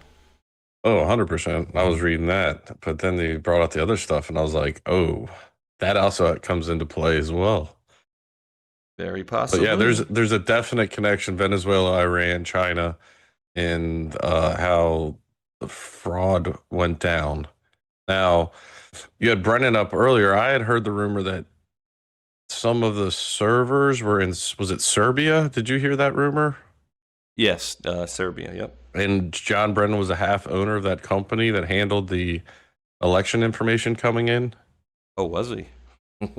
That's what I read. Now, is that true? I don't know. We'll find out here eventually. But I think in the 2024 election, they stopped the whatever country it went to. They stopped it from happening, and that's when Trump said they try to cheat the 2024 election. But I think they also did some other things. Oh, for sure. For sure. So I think there's definitely more to that as well. Let me see. Do I got? Oh, okay. This is interesting. This could take us down. Actually, you know what? We're not going to get into that one just yet, because this could take us down a route. We're gonna go to California just for a second. We got a couple of got issues. Actually, you know what? I'm going to do this one first, because this is a one-off in California. Apparently, they had an active shooter. This was at 3:33. He posted this: active shooter situation at Islamic Center in San Diego result in 2 dead, more injured, and someone spotted laying in a pool of blood. Police have rushed the scene. Pray for any victims. So obviously, that's not a good situation out of California. And then the other thing that I don't know if you're hearing about this, dude. There was both shooters, assailants were killed, and then 3 other people are killed. So I think it was 5 total. Damn. They got Ventura County triggering evacuation orders due to what they're calling a Sandy fire. It's now growing to 200 acres, but due to that, I believe, unless this is a different wildfire. The Ronald Reagan president. Oh, you got it. There. Got you, dog. Update: the Reagan Presidential Library in Simi Valley has been evacuated as this brush fire explodes. Almost 200 acres been burned, and at least 1 home is on fire. Pray firefighters get a quick handle on this. Yeah, for sure. And hopefully, you know, nobody gets injured.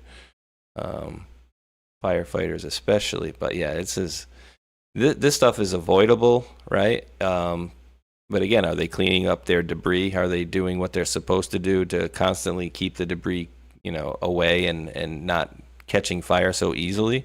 My guess is no, especially with, you know, not getting as much funding as they used to. That's for sure. Yeah, I mean, if the county's not paying for it, then they got to rely on the state or federal government to do it. So I doubt they're even doing it right now. Bad. It's super, super bad. And the heck is this? Newsom out. Right? Look, you got the old miles or so from the Reagan Presidential Library, and I believe the winds are blowing in that direction. So as a matter of precaution, the Reagan Library has been evacuated completely. Just a handful of staff remaining on site. All tour groups, including some school groups, moved out of. Dude, that's like the 80s version of the Beast. You got O.J. Simpson car right there. Bronco. The Bronco. It looks like it. Or is that a Suburban probably? I don't know. Those are... Yeah, it's either a Suburban or a Blazer. You got the Chevy. It looks like the Chevy bow Chevy. tie there. But yeah, the 80s stuff, the old square friggin' cars. Remember that? I had to grow up and live through that. Ugh.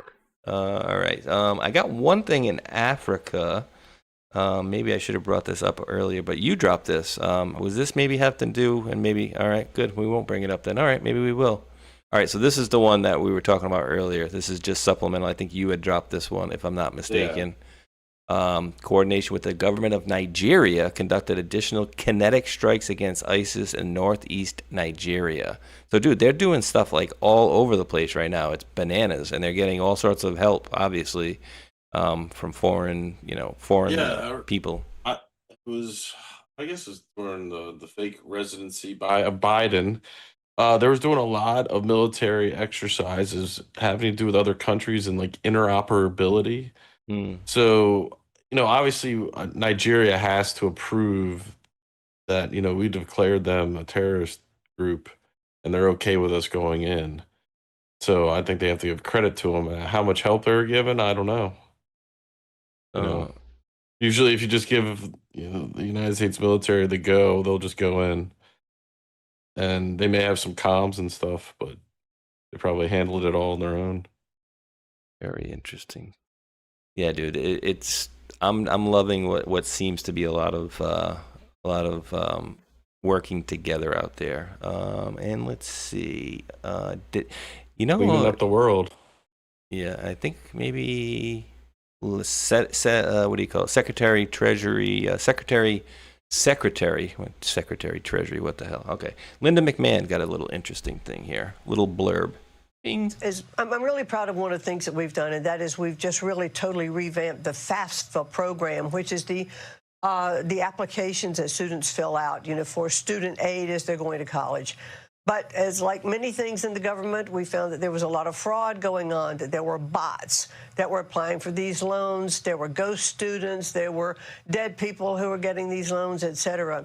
And so we really did enforce and tweak this entire system so that we have this real-time fraud identity now. And it's as simple as showing an ID, online to show who you are when you're applying for these loans. And last year, we kept $1 billion of fraud money from going out. And just in the first, 2 weeks of revamping this program this year, we've saved, about $60 million. So it's very effective. And I'm very pleased that we are going to be able to save taxpayers billions of dollars with this identity program. Dude, ain't that crazy? There were bots, ghost students, and dead people getting loans. Like, dude, who verifies this stuff?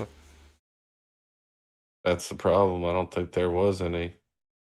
Apparently nobody. Dude, did you I don't know if you've seen any of these I'm kind of going off of news for a second, but poor Linda McMahon here.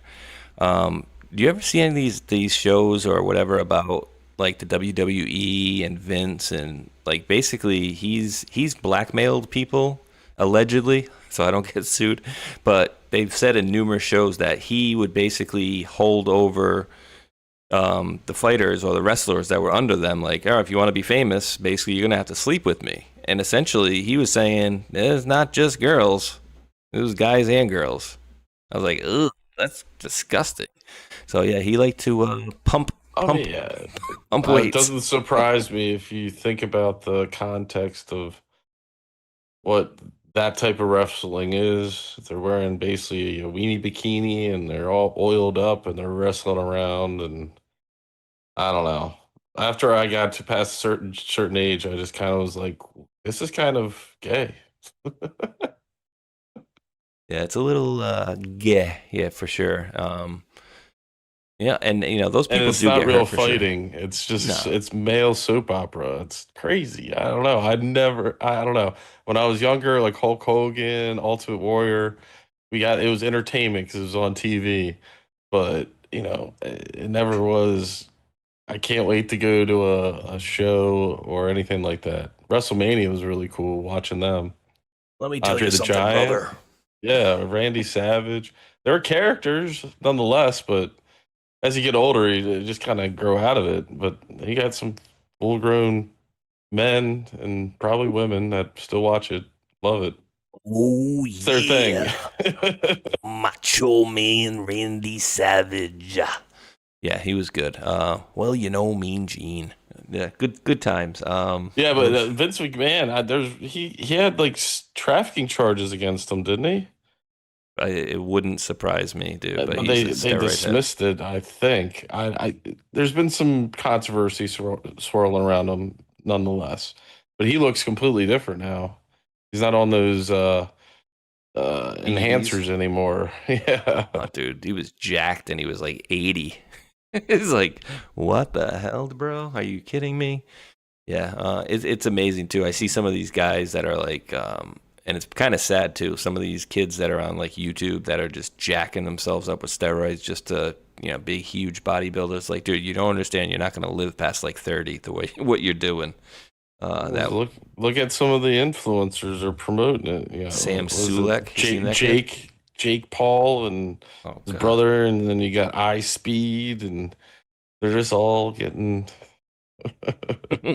I don't know how old this kid is. I want to say this kid's got to be like maybe, I don't know, 25 maybe now. But I've seen this kid go from like not being this big to just being. I mean, look at this. Like, he talks about he got back acne and stuff. Yeah. Do any women find like that attractive? Like being that jacked? Like I wouldn't. If I could attain a body like that, dude, I would not want that body. That's just kind of gay. Yeah, it's kind of gay, but it's like I was watching this guy. He was like one of these muscle guys, like 300 pounds, 6'3", solid muscle, and he's sitting there talking, and he's like, he's like out of breath talking, and I'm like, yeah, this did. So unfortunately, this kid's probably gonna be, gonzo by he's 35 with a heart attack. It's like, oh yeah, I'll just put all sorts of stuff in my body, no problems, all good. Okay. Arnold Schwarzenegger was a big. Big starter of that. Yeah, it didn't help at all. All right. So I got a video to come after this one. I forget what the post was. There was a post on X. Essentially, it said like over 2 billion people worldwide have gone over to this website, which I will drop for you guys. It is war.gov/UFO. So what do you think, Mac? Are they coming for us? Are the aliens coming for us, dude? Are we about to be? Wait, am I about to be probed? I don't even worry about that. I think it's technology, man. The alien stuff, I like I said before, the odds are we're not alone. They've admitted to it before that they've been in contact with the aliens. They just recently, I'll have to pull it up as the past day or so, that they admitted to. I think Tim Burchett said that we've become in contact with aliens. Now, whatever that means, I don't know. But I do know like the stealth like the stealth bombers, they may have some other capabilities that we don't know about. They have propulsion like a plane, but they may be able to do some other cool stuff, is my guess. Now there are like the Booga sphere, that looks like What is it? The Colombian Boogosphere. They found it was like hovering around, and then it fell on the ground, and they've been experimenting with it recently. It's BUGA. Look it up if you want. But there's this. This they didn't even give you the real photo. It's a reenactment of it. Yeah, this one's a reenactment or a what do you call it? I've got all kinds of UFO stuff, footage. I'm just kind of waiting to see what they release. The moon pictures, they threw a majority of them away, from what I understand. There was tons of artifacts and stuff like this in the background, and then you had the testimony of the astronauts actually admitting to it. I'll find one on the moon. This is a cool one. I don't think it's. I'll save it. Hold on a sec. Go ahead with this. How many light sources are on the moon? Should be one, right? Why am I seeing shadows going this way? And this appears to be a rock or something, and the shadows going that way. Just saying. And I did find that thing that you're talking about here, the Boogosphere. That's interesting. Let me see what this thing is. Yeah, and there's been multiple ones I think they found, but this was like one hovering around, and then it just fell out of the air, and they've tested it all kinds of different ways, and it's very anomalous. Dude, that's weird. It says that as per several viral videos circulating online, a strange metallic object, which is termed the Booga Spear by the scientists, is said to respond to Sanskrit mantras and Vedic chants. While the validity of this is yet to be established, the online videos show people chanting mantras in front of the intriguing object and recording the intensity of the vibration that it produces in return. Dude, that's crazy. You got any YouTube videos? Yeah, this isn't the first time they found like a metallic orb. There was another one back in like, I don't know, 40s or 50s. A family found a silver sphere like that, and they got put in the newspaper. But the sphere used to like move, like they'd push it across the room, and it would come back to them, and it would move around on its own, and all kinds of stuff. And it actually made national news. And I think one day it got stolen, of course. I don't know if it was, they let somebody test it, or no, the guy went on a trip and they got tricked. He went on like a plane trip or something, or a trip, and he got tricked to go to this place, and he realized he got tricked when he got there, and he came back and the sphere was gone. And he was like with his whole family. So, but it was anomalous like this, a very strange orb. You see that thing right there? You got Yeah, you see what it says right here? It says scientists discover hidden fiber optics inside of it, and then this one is supposed to be it's responding to Hindu mantras. Let's see if we can listen to anything on here.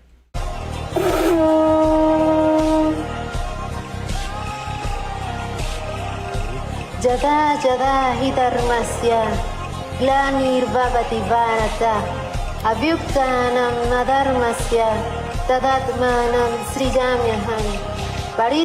So it vibrates and moves around as she speaks in Hindu, which I mean, just take take the frequency of her voice and play around with the frequencies instead of just words. I don't know.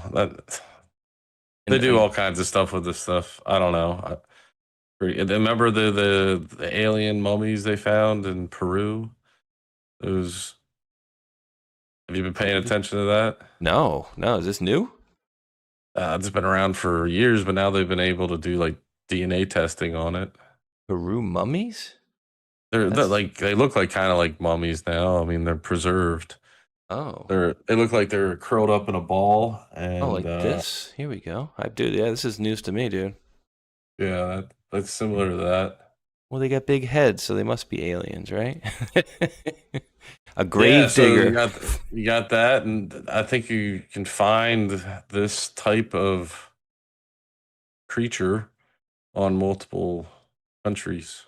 So that's been it. Yeah, it's found by a grave digger in Peru. Discovered unusual mummified bodies. There's multiple of these though. There's like a lot of them from what I understand now. 3 fingers and 3 toes. Yeah. They've done all kinds of tests and stuff, so they haven't given us really anything of substance other than it's not completely human. Trying to tell my son somebody at the door for him. Yeah, dude, that's wild. I love this stuff. And 3 toes or 3 fingers and 3 toes.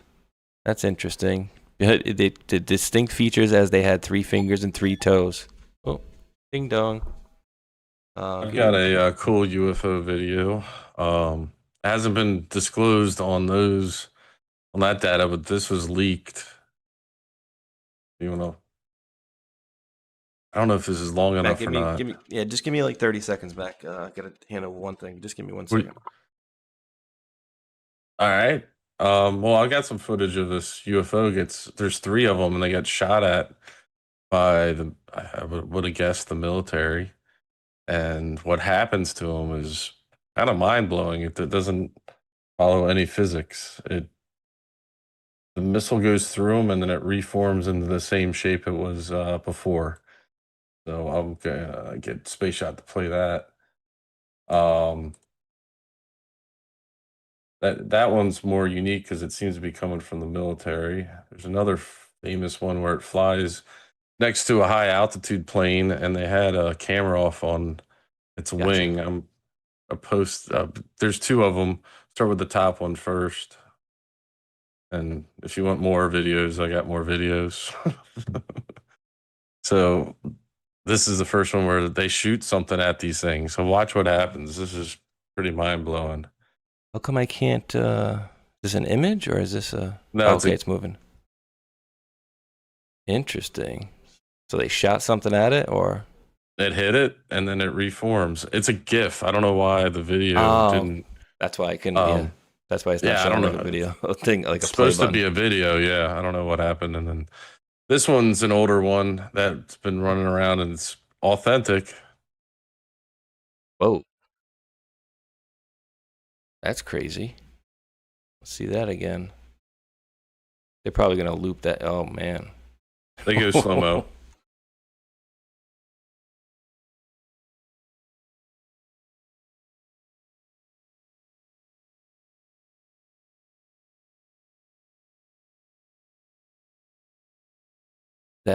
Dude, that almost seemed like it kind of like elevated right there, like past them and then went up. Let me see if I can show you that again.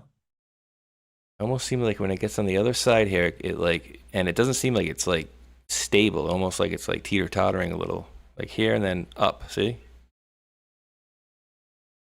So if we freeze frame it like right here, I'll put my finger on the spot right here on my, so it was right here. I mean, they look more. They look more man-made, but you know, I'm excited to see this. I think it's the hidden technology that they're going to start using, and they're slowly releasing it out. Isn't that crazy? That is wild, and you know, you wonder like, what is it? Are they going to try to give us a fake alien invasion? Are they going to try to say that it's, you know? They may try. I think it's going to be called out. Let's see, 0 point energy. Oh, wait, I did have it. Oh, actually, this is the video I got for you. I'm like, wait, I know earlier I told you I had a video to go with it here, but here we go.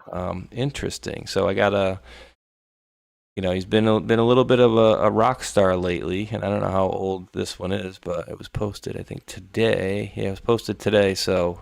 Tim Burchett, dude. Little interesting little blurb here. It's very interesting for what he's saying. Tell me all about the UFOs and the aliens. Well, the problem we have right now is the deep state's fighting the president on release, and he kept his word. And I suspect some of our not so friendly comrades and some of our alphabet agencies are slow walking a lot of the information. It's about power, it's about control, and that's kind of what runs Washington. All right, what do you think is in these files, and why do you think they're not trying to release any of them? Like they're partial release. Part of it's going to be that they're going to have to admit that they've been lying to us all these years, and there could be some cover up of zero energy. There could be some other things. I don't think we're ever going to get everything they have. But that's kind of the nature of the game. But Trump's kept his word so far to me, so I know the personal word he had with me, so I'm proud of that. What do you think, bro? 0 point energy, huh? Yeah, interesting. I knew. I've suspected that for a long time. Now there's another interview he gives with, that's TMZ maybe, and he knows about this. He says, I don't know, but he does. Yeah. That's a way of giving a hint that it's most likely true. Let's listen to a little bit of this one here. What did you see now? I guess it would be about 2 weeks ago. That was very alarming, the way you said that, at least. Yeah, well, because of the circumstances and where it was, I can't get into too much specifics, but it was elaborating on some stuff that we'd asked for, and it was important to get this person in a secure setting to where we could ask him these questions. And there was somebody in the meeting with us, one of my colleagues, I guess you'd say, was basically there just to kind of upset the apple cart and to throw, a monkey wrench into the deal. And every time a question was asked, by this particular party, it was really the answers were out there, and they gave them, and they gave specifics, they gave addresses, they gave times and dates, and people that were in the meeting, and this went all the way up to the executive branch of previous presidents, not this current president. So there have been different reports over the years. Some reports that there have been pieces of machinery that were found that did not seem earthly.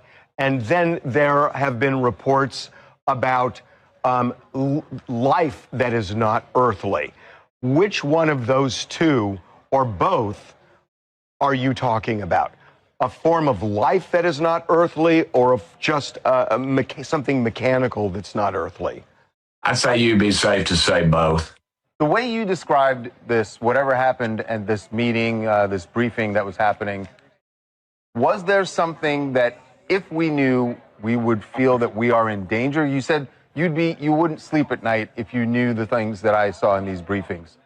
Yeah, should we believe that that's the part where it seemed alarming? I don't think we're at danger of this. I mean, if these things exist as I think they do, they could have destroyed us with a blink of an eye. I just don't see that, and I think that's. I just think, but I do think they have the technology and the capabilities of something that we can't understand or we can't grasp. What I want to make sure I'm understanding is a member of our government has told you and others, I guess, that there is a form of alien life and machinery which maybe brought this living creature here that interacted in some form with people? Yeah, they have, and they've. It's pretty wild. I know, but I'm just telling you, I'm not going to lie to you. I'd take a lie to you. You want to put me on a polygraph, I'll take it. But this is what the guy told me. I mean, I've had a very high-ranking naval official describe. I've talked about this before. Underwater craft, something big as a football field, moving at over 200 miles an hour. And there's no fish in the ocean that would do that. We don't even have a sub that'll probably do 40 miles an hour under the. And the last thing he said before he left my office was, it was kind of weird because he didn't go out he went out the side door, which nobody ever uses. And he looked at me, he pulled me up close, and he said, "Tim, they're real." And that's the last thing he said to me. That'll be the title of my book, I guess. Matt Gaetz was involved in something here just recently. He was interviewed, and he. So, Mac, I'll probably play the last 50 seconds in a second, but I think that's a good and important point that he brought up that maybe we should reiterate to folks in that, all right, let's assume for a second there are aliens out there with much better technology than we have. They've been visiting us for who knows how long, a couple hundred years, couple thousand, couple million, who cares, right? And they were here before us, probably. Exactly. Yeah, I think so. And maybe they, maybe they made Bible us. mentioned stuff like this. Aren't there some ancient, other than the Bible, that mention similar encounters? They're described all differently. With chariots of fire. Sounds like an orb to me. Glowing orb. Ezekiel's I don't wheel. know. Yeah. Yeah, I mean, and so, the point of what I'm trying to get over to the folks is that they've been, again, assuming everything is on the up and up, right? Yeah, UFOs are real, aliens are real, they have better technology, they've been visiting us. Let's just assume that's all real. The thing I just want to caution people about is, don't fall into the, oh my God, they're attacking us all of a sudden, right? Because we've been, from the research I've done for years, the end game has always been a fake second coming of your god of choice, right? Or an alien invasion done by Bluebeam. So that was has been in the cards for quite a while. And so it seems to me maybe they're kind of going the UFO alien route. I don't know, but I mean. No, I think that's what, the whole thing with the attack, that was a psychological operation through Project Bluebeam to plan a fake alien attack, but the aliens actually are real. So this would be President Trump's taking it under his arm to make sure that it's delivered in the right way and not with some hidden agenda. and it connects to a lot of things like I've been saying with technology and so forth. And that's what they want to hold dear and near because that's a control mechanism. That's and who's at the top, I don't know. I can guess on some companies, pretty good guesses, and there's been some other interviews recently. I keep mentioning, I think Jesse Michaels is one of them. There's Danny Jones, and then there's one other guy I can't remember, but Jesse Michaels in particular has had a couple guests on who have talked about this, and it's very eye-opening. Yeah, I mean, I don't know what to make of it. And again, I've even posted out on X my recreation of my, whatever you want to call it, UFO experience. Because, and again, I'm not ever sitting here telling you that I know for sure that it was, that I know for sure that it was a UFO. And again, I didn't get a good as look at it as my buddy did, but he claimed it had windows on it. So I don't know what to tell you guys with that. Any of you guys in the chat seen any UFOs or anything like that? How about you, Mac? You ever had any sightings or anything? I did. I know there was one I had one. They were like translucent. They were kind of behind the clouds, and it was right next to a military base, by the way. And I actually went to a store and confirmed it with the guy behind the counter. But there were these like translucent white objects, and they were in clusters, and they were moving pretty fast. They weren't drones, and it wasn't a plane, and there was a lot of them. And like I said, it was right next to a military base. And I called the police actually, and I was like, I'm seeing something weird, and they look like Foo Fighters. And the lady was like, "What's a Foo Fighter?" I was like, I can't explain it any other way. I was like, "Go ask somebody." But I just want to make sure you guys are aware.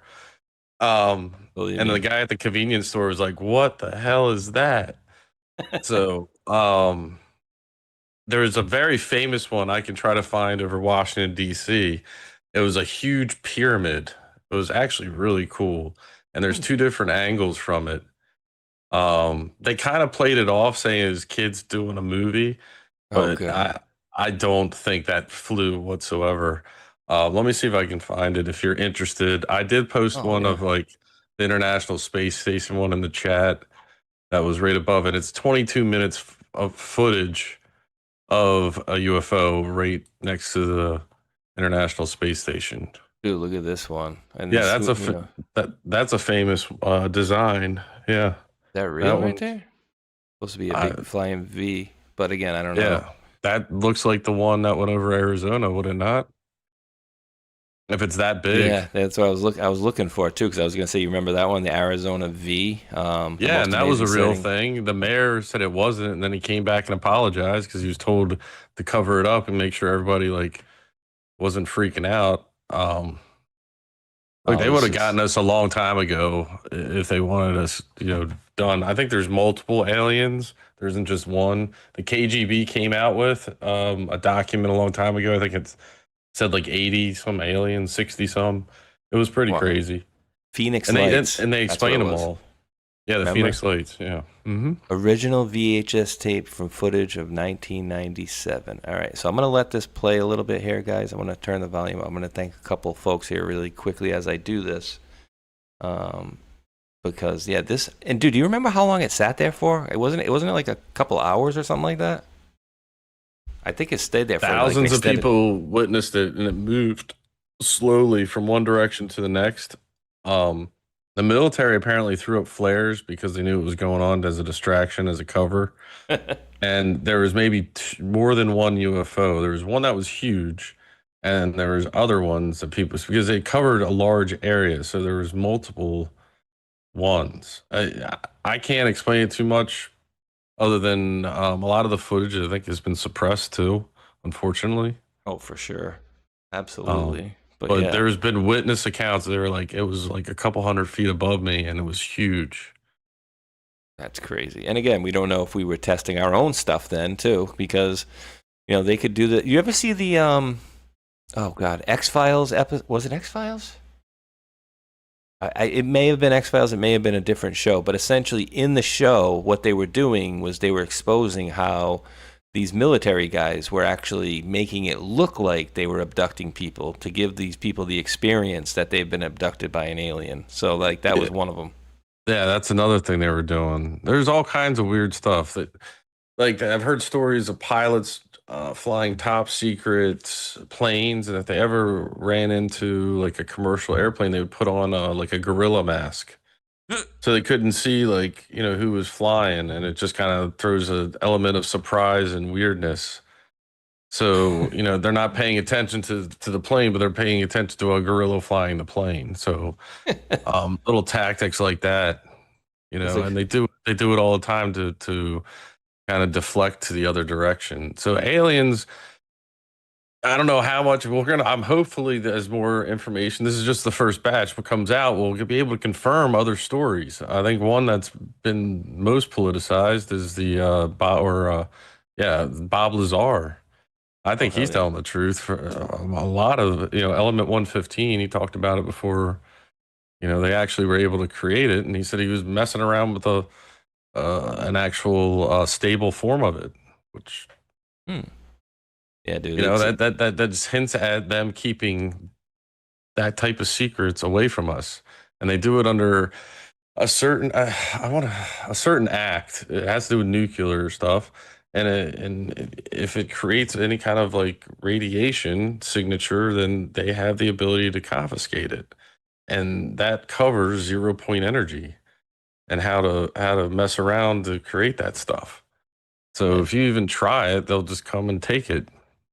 They've known about this. Remember the guy John Hutchinson with the yeah. I got that video, and yeah, I love that stuff. I would always. There's so many different scientists that have done a creative form of creating energy in a different way, and frequencies he was doing all by like sound frequencies, moving plates around and things like resonance frequency. Edgar Mitchell, tau neutrinos and the neutrino verse. Let me see. I think what he would do is find the resonance, using frequency, and he'd be able to find the resonance of the resonance is like basically the extremes at which a piece of matter can exist. So if you lock in on the resonance of that matter, you can manipulate it. So yeah, I have a huge video on it. Play this. He lifts a bowling ball. He's able to crumble steel. All with sound, right? Yeah. Then when they came and got him, he never was able to recreate it. Apparently, I'm sure it just went into a black project.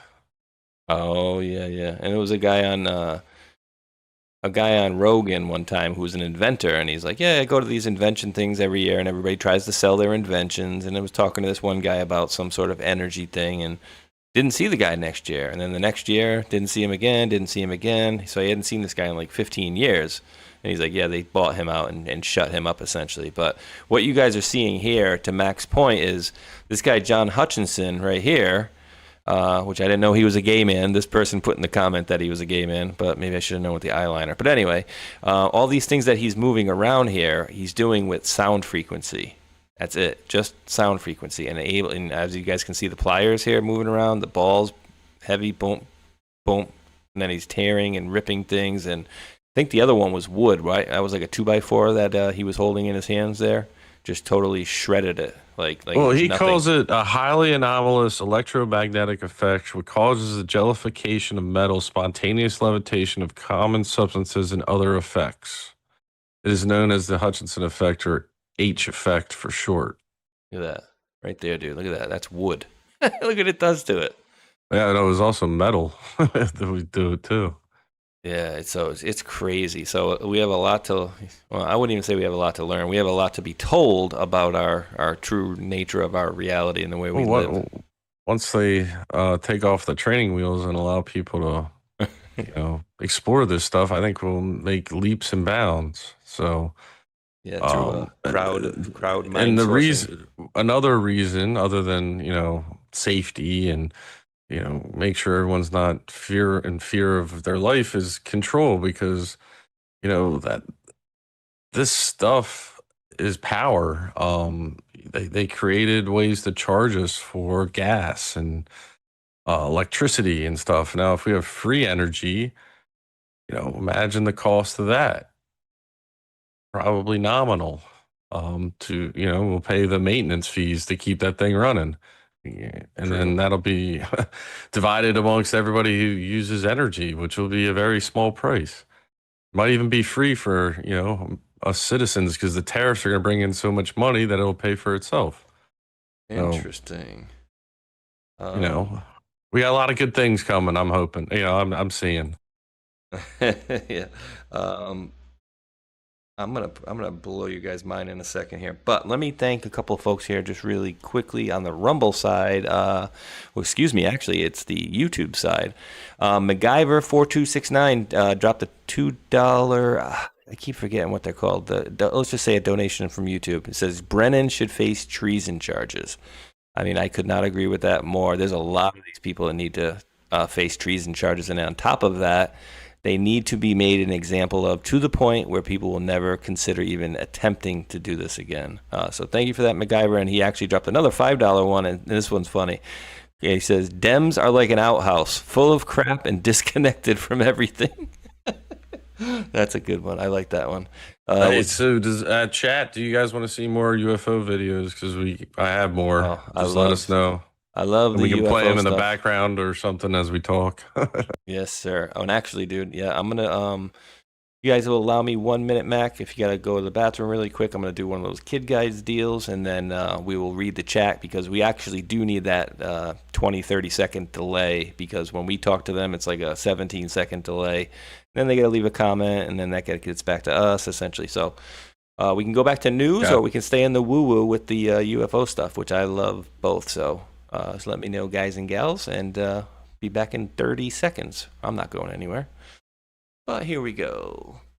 All right, parents.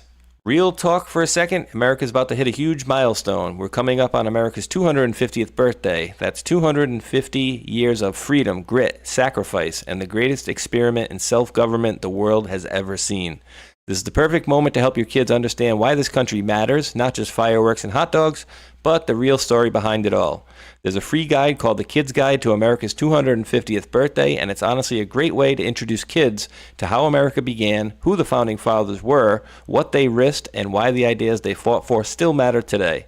This guide sends kids back to the moment when brave men signed the Declaration of Independence, knowing full well that they were risking their lives for freedom. It breaks it all down in a way that kids can actually understand and enjoy without watering it down or turning it into boring schoolwork. If you care about raising kids who know where this country came from and why it's worth preserving, this is something you'll want to grab. And the best part, it's completely free with this special offer. You only need to pay $2 for shipping and handling. Head over to freeusabirthday.com. That's freeusabirthday.com, and the Kids Guide to America's 250th Birthday for your kids today. America's story matters. Make sure the next generation knows it. Boom.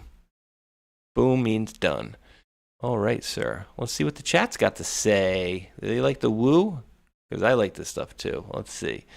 I'm just reading the comments. As a female, I never understood men beating each other up. Hilarious. It says, let's see. Medbeds, Ford, interesting. Him, Troopers, been with you. Troopers from day one. Thank you there, Michael Bailey. I appreciate it, brother. Both. Keep it rolling. We can come back to it. Medbed says, we love truth or porn. Keep it rolling. Treason tribunals. Super chats. That's what it is. Thank you, Susie Q. I just keep forgetting because it's been so long. It's been so long on YouTube there.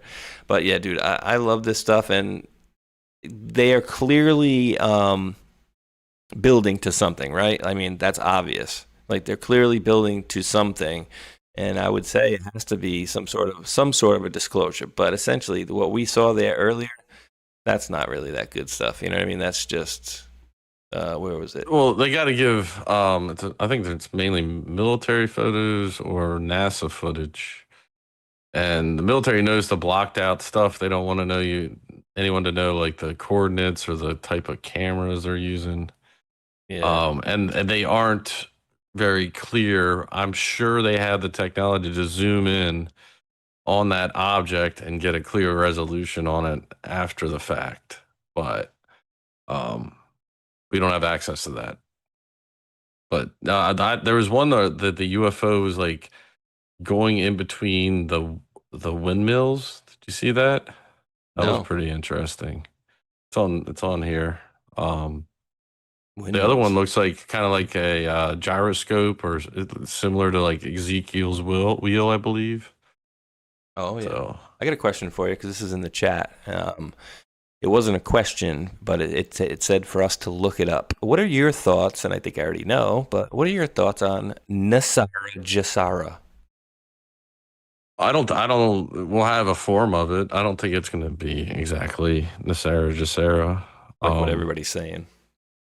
Yeah, I mean, I just say we're going to get out of the fiat currency biz. We're going to have digital crypto represent, currency, exchanging of currencies, whatever that represents, and probably a stable coin or another country's currency in their form of a stable coin. And then I hope that we get back to like a gold standard of some sort. Yeah. Where our dollar's backed by a physical asset, because that's the most valuable asset to have, is any type of physical asset. And that's why like real estate's considered so valuable. Trump knows. I mean, he's in the real estate game. He's got some of the best buildings and properties in the world. I've always wanted to ask him the question: what makes golf courses, other than the fact that he loves them, so unique in real estate? Because there has to be some unique properties to it, and things you can do with them. There's something more to it, for sure. So you're not going out and buying Iraqi dinar and then going to your local bank and then transfer it. I say that kind of tongue in cheek because I think there's a lot of scammers out there that were, and we've seen it ourselves, right? Like we saw there was Telegram channels that were like, "Oh no, you need to go to the bank and you got to ask them for this." And I'm like, dude, no, it's not. They're not going to let you do what these people are thinking. I don't know if that's going to be the route or not, to be honest with you. It'd be great to go spend a couple $100 on some dinar and become a millionaire, wouldn't it? Yeah, right. That would be good. And Medbeds, Medbeds made a good comment on this. Says Nasara Jasara, one avenue to a return to common law. We must have the law of the land, not maritime law, where we have no standing. Only Jesus can walk on water and have standing. And that's a very good comment because we do need to get back to common law because we are under what they call UCC law or maritime admiralty law. And so like I've seen videos where judges in a courtroom were like, I don't want to hear the word Constitution. It's like, wait, what? You don't want to hear what? And people were asking them, or if we're not under the constitutional law here, what kind of law are we under, Your Honor? And the answer I've seen in a few different occasions, they say statutory law. Oh, statutory law. That's a bunch of BS then. So yeah, we need to get out of this system of, again, people can go verify what I'm saying. They don't do it on accident. They don't have your name in all capital letters on your driver's license, your credit card, your social security number by accident. It's for a reason, and that's the admiralty law, because they cannot charge you as a human being, the living, breathing human being, in a courtroom as a corporation until you enjoin yourself as your paperwork fiction self, which is also the person in all capital letters. So, yeah, it's a whole big shtick, and I think we definitely need to get back to that stuff for sure, like 1,000,000%, 1,000,000%. All right. Well, the good news is, Mac, I got to start the second half of my links. Nice. We got to the start of the second part, and you guys didn't have this one on your bingo card. Mark Cuban giving President Trump some kudos. Mr. President, I think other than you, I've been the biggest proponent of TrumpRx.com. And the reason for that is Republicans want cheaper drugs, independents want cheaper drugs, Democrats want cheaper drugs, and together, I think we're going to do something. What makes Cost Plus Drugs different is that when you click through Trump RX to our site, not only will you see a great price, but you'll see our actual cost that we only market up 15%. Makes this incredible, Mr. President. All the volume and all the people that are going to come from the site, as our volumes go up, our costs go down, which means we'll be ending up charging less to people over a period of time.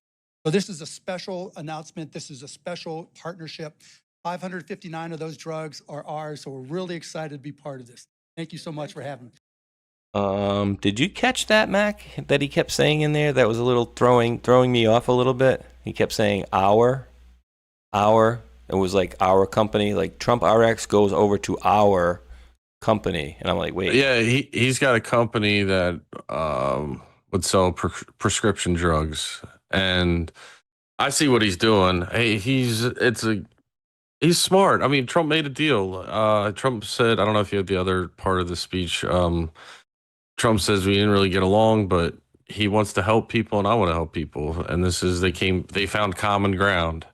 And Cubans got a great business structure. 15% profit for a high volume commodities company is it's going to be a nice company to own.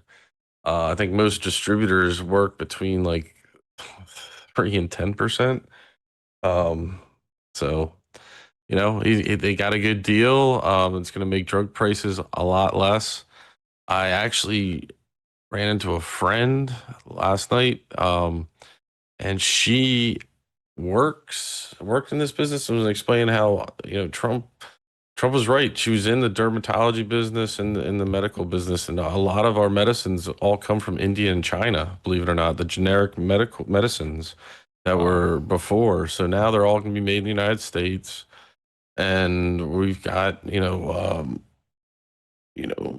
I forget what he calls it. There's a certain phrase where we get the cheapest drugs because it's we're the highest volume intakers, I guess, of medicine. Do you remember the term he used? First Nations? What are we talking about? So it was something like that.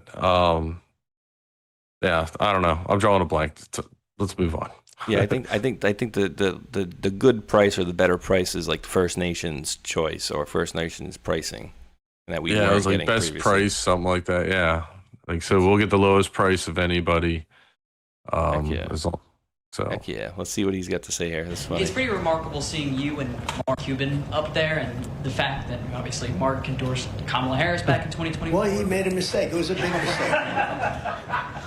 What does this say about what you two are building here? Well, it says we love people. We love our country. He's got a good company, and he's going to do a lot of business with this. And I'm going to get drugs out through Amazon, through the whole group, and we're going to get drugs out. And Mark wanted to be a part of it. And I think Mark was very gracious. He said, this is something that really works. The first time you've seen it. And it's pretty remarkable seeing you and Mark Cuban. So it's his place is called costplusdrugs.com, or the company's called Cost Plus. And that's what it is. Cost Plus Drugs, and this is the website right here. Ding, ding, ding, ding. No middlemen, no price games, huge drug savings. Compare prices, save up to 80%.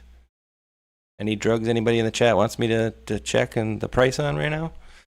Let's see. I mean, he's got a good business model for what was in place before, and he always didn't really talk highly of President Trump. So, as President Trump joked, he made a mistake. That was funny. What the heck? Oh, I thought that was Michelle Obama. 1 second. I think we did cover that, the shooting in the very beginning, I think, a little bit. This is interesting. Is this new? Wait, what is this? No, he was with Hannity. What, a couple of weeks ago, was it? When he was on the show with Hannity a few weeks ago. I don't know if he's on there today or not, but okay. Let me see. Let me get back to my train of thought here. Here we go. But yeah, that's Mark Cubanos' business there, and that kept kind of rubbing me the wrong way. He was like, "Oh, we'll have our." I'm like, "Oh, okay." So he wants to make some money with this thing too. Okay. Space Shot. We got a Jesse Waters UFO file update. I just put in the chat. Nice. All right, let's take a look-see. Let's take a look-see at what we got over here, huh? Oh, boy. Back, and we just found out over 1 billion people have visited the site. 1 billion. It's got to be a record. I think it was 2 billion, and I told you guys that 20 minutes ago. The War Department says more files will be released soon. UFO experts and top researchers have been investigating aliens for years. Their sources say dozens of crashed UFOs have been recovered, and what they found inside, shocking. And do people think that there's one type of non-human intelligence that's visiting the Earth, or is there many, many types? People who have been involved in recoveries have said there are at least four separate types. Now, I have not had direct access to that, but I believe the people who I talk to. Four different types of life. 4 different types of life. 4 different species of aliens. Another scientist called them greys, Nordics, insectoids, and reptilians. All of them have 2 arms and 2 legs, just like us. Experts speculate the reptilians are scaly with long tails, like a lizard. Insectoids look like a praying mantis. The greys look like your classic movie alien, and the Nordics look like a regular Swedish guy, but 7 feet tall. We haven't seen the evidence, but Pete Hegseth says more evidence is coming, and there are a lot of believers in Congress. I have seen evidence in a skiff that leads me to believe there are things we cannot explain, and I have observed things that are of non-human origin and creation. That's my opinion. Releasing the files isn't easy. They've been hidden for years, and a lot of people want to keep it that way. The problem we have right now is the deep state's fighting the president on release, and he kept his word, and I suspect some of our... Is Jesse watching our show, bro? No, some of our alphabet agents are slow walking a lot of information. It's about power, it's about control, and that's kind of what runs Washington. So why is our own government fighting so hard to keep these secret? Well, 12 scientists have either gone missing or died. Now, we don't know if that's related, but people are scared to talk. one I thought was going to do an interview, and then a couple days before sent me a message saying, after further consideration and long talks with my wife, I decided I'd be forfeiting my life if I participated in your interview. And I thought that was like very unsettling message to get, obviously, but also very specific word choice, you know, forfeiting my life. I guess it's better than saying, do the interview and you're dead. Wow. That's crazy. But, you know, it sounds like a contract, like he signed something. Yeah, and I'm sure they do. You know, they probably do have something that, you know, you don't talk or you get wiped out, essentially, at a certain level. I mean, obviously, I know military and stuff, they'll tell you, oh, you're going to go to jail for the rest of your life or whatever. But you never know with some of this stuff, dude. Never know. Yeah, there's the pyramid one that's right above that. And there's there's three to the bottom left. And this is in DC over the Pentagon. And it's from some guy. Yeah, so you see that gray thing? The triangle almost? Yeah, it's a pyramid. Oh, yeah, I mean... it's I don't know if we get a better view of it. Yeah, there you go. You can start it.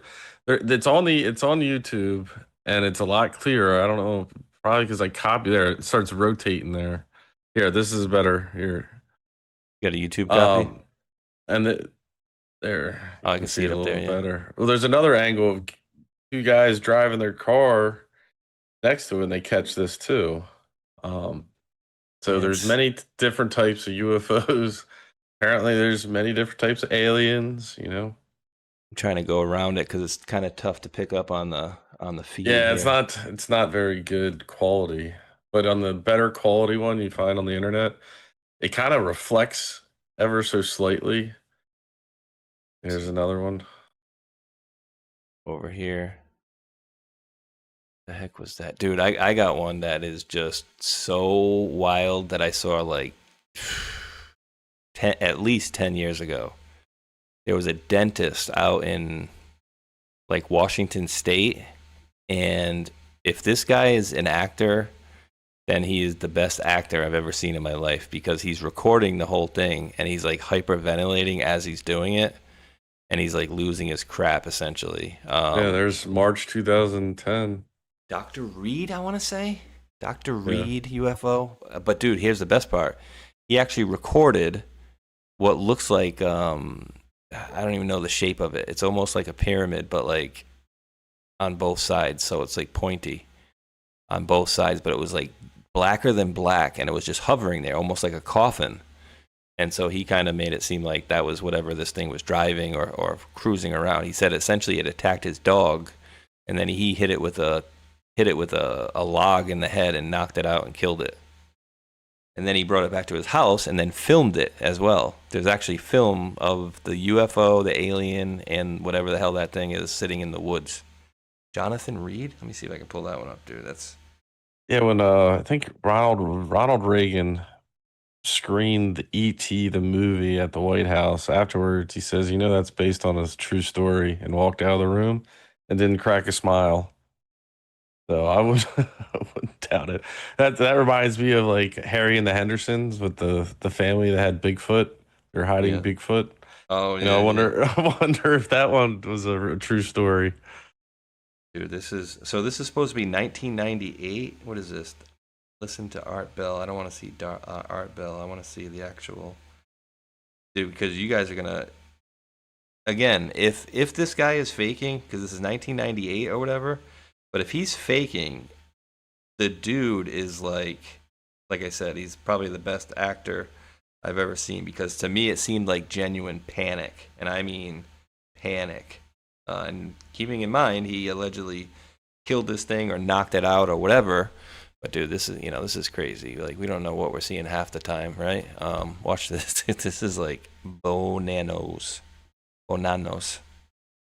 And obviously we can't play this whole thing. It's like a half hour. I'll drop you guys the link if you guys want to see this later on or whatever. But this is him hyperventilating after he's hitting it.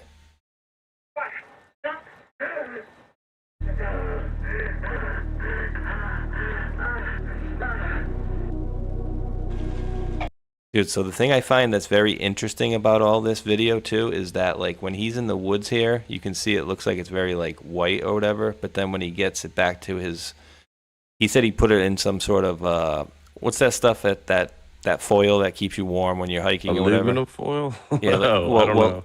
Yeah, it's like aluminum foil, but it's something like that. But like he was in the woods essentially. He says he came up over the hill. And then he took like it back a thermal blanket, but it's made of that material. Yeah. But dude, it's eerie. It's structure of this creature was very old looking. And he was on Art Bell, and he was on a few different shows back in the day. Yeah, and like, you can see veins clearly. Like, dude, he opens up the eye and everything. Like, it's weird, bro. So like, I don't know. You know what I mean? The body looked like a little frail and like looked a little fakish, but the detail on the face and whatnot. So I don't know if this guy made this whole thing up. You know, again, you don't do this stuff to think. Oh, and then he found some stuff there like that as well. So yeah, dude, this whole story was really weird. And if you can find the actual rest of it, like the Jonathan Reed story, it's crazy because in the very beginning he's attacked. The thing attacks his dog is what he says, and then he basically hits it with a log, knocks it out cold. So that's all part of the same thing. Yeah, the dog's attack after he shoots the alien. I remember that. Oh, see, and yeah, so you can actually see the eyes in that one clip right there. I don't know if it'll show it better here. Come on. Are we on like a commercial? Yeah, no, I know. It's weird, but like, see, I don't know. It's just so weird. But again, so he took this stuff and then he said he went out one day and he came back in and the thing was gone. So basically somebody came and took it from it. So again, the whole thing could be completely fake, but I remember seeing this like a good 10 years ago and somebody uploaded this 7 months ago. But well, they have units that are supposed to be all over the world that clear up these sites. Remember the Afghanistan Bigfoot? That's a pretty damn true story if I've ever heard one. You got multiple witnesses talking about a Bigfoot, and they transported it after they killed the red-headed Bigfoot in Afghanistan. So if a UFO crashes, they have to get there quickly and then dispose of it. There's multiple stories over, I don't know, 80 years at least. Since 1940, I don't know, that's 80 years probably, of this type of events, because they want to keep the public from freaking out or anything. Dude, Roswell being one of them. What was super weird about this is that he was filming this thing and it was like it was hovering, and I couldn't see anything that was under it that was like keeping it up. So that's why I tended to more believe it than disbelieve it, if that makes any sense. But I'll drop you guys, I'll drop you one of the links, and you guys can get the info from there. Dr. Jonathan Reed, excuse me. There you go, into the YouTube and the Rumble, and then there you go into the Pilled. All right, dude, I got one more interesting story that you actually dropped, and then I got a decode to go along with it. My buddy dropped just by happenstance. So where is it? Oh, wait, here it goes. So you dropped this, and you wrote, "No red shoes." What's that about? Ronald McDonald? No red shoes? Like he's got Nikes on or something. Yeah, it reminds Yeezys. me of, I don't know. That's probably, is that to promote a new product? But no red shoes, we all have heard, if we paid attention to the Q drops, the Red Shoe Society. And that would be, was it Bill Maher was a part of that? Oh, yeah. Well, yeah, and that has symbolism. Going Amongst back others. Back to the meat places with the whorehouses and the meat houses. And so I'm doing this, I'm doing this fresh with you. My as we're here, my Sunday co-host dropped this in, and where is it? Did I drop it over? Apparently I didn't drop it over to it, but he's always got some interesting stuff. So he says, I had to check it myself. I saw it and checked it myself, and Target, wow. So I'm doing this live with you, and usually the stuff that he brings is never like it's never a Stretch or a Stretch Armstrong-y type of stuff. So usually pretty spot on. So let's see what he's got to say. Matrix Codebreaker says, had to check this for myself. So Ronald McDonald, the go code, Ronald McDonald, Gematria 130, Kevin Walsh 130. Holy crap. Is Kevin Walsh installed into the Fed the go code? Gold shall destroy the Fed. So he's using Gematria for the names on here, 130 and 130. But I don't know what the source is coming from. I thought it was McDonald's. That's why I brought this up after. Okay, yeah, Ronald McDonald right there. The go code for Ronald McDonald. It's possible. I don't know. I personally don't get into the Gematria stuff myself personally, just because I don't understand I just it. know that there's, I say this when doing Gematria on that website. They give you 3 different ones, and if you match up all 3, the probability of it being, there's 130 and there's 2 other numbers, and then I'll give you a list of pages of different combinations of phrases that may mean something. But if you match up the 3 numbers together and you search down the list, there's only like maybe 1 or 2. So that might give you a better idea of the exact message. And that, that's just probability. If you have, I don't know, Ronald McDonald, let's say it's 10 letters and 10 letters, something like that. Probably more. Yeah, that's 6 plus 8, 13. 13. So in each slot, there's how many letters in the alphabet? 26? Yep. So 26 times 26 times 26, all the way up to, all those slots. And then you have to take out the word, the letter combinations that don't mean anything. So you could have like Z's all the way across. That wouldn't mean anything. And then you can formulate. So that's how many, that's the probability pool. That's how many different options of combinations you have. That's a lot. Yeah. So that's what I'm saying. That's a large amount. You gotta narrow that stuff down. The 130 is narrowing it down. Now they have 2 other options. You can match all 3 up. To me, you get a more probable of an answer. Interesting. And yeah, we would definitely get a lot of interesting stuff from President Trump the last few weeks as well. And I feel like he does it in waves, I feel like, right? Like today it's Massey. It's not really a big wave on Massey, but I feel like he does these things in waves. Like he'll focus on Obama. I know it was like the last few weeks for a while, and then he'll kind of move on to somebody else, and then he kind of moves on to somebody else. So it's definitely interesting. He has, like, just like anything that we would post, he probably has intention behind it, on what he is getting at, and that's up to us to kind of figure it out, because he can't. He has classified information. He takes national security. He can't tell us, but he can give us hints of what's going on, and that's what I kind of take it as. You said his demeanor has been pretty great the past couple of weeks. I'd say you're spot on that, and things are moving. So I just take those subtle hints mean something, and he's very careful in his language. He is a very, very smart person, and he knows what he's doing. I'll say that.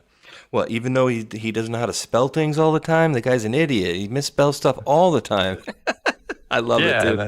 I know. It's great because he does that, to troll. Because, if we look at the classified, remember Corny and Comey? That's what they do with this stuff, too. So he's trolling them, but he's also giving us information. And because of the Q came along, it was able for us to, kind of decipher, I should say. Because it gave us a template to work off of. So, all the messages may not be for us because they could be, for somebody else, but at the same time, they could have a double meaning. And we all know that he's Q plus. I mean, how many memes does he have to post with Q plus in it? And, there's other evidence of him being Q plus, but I follow these comms and you can kind of map it out. I don't I'd be doing it nonstop if I paid attention to every post. So I'm trying to train myself because I've used to do long decodes and I'm like, I got to stop doing this because, it's a never ending thing.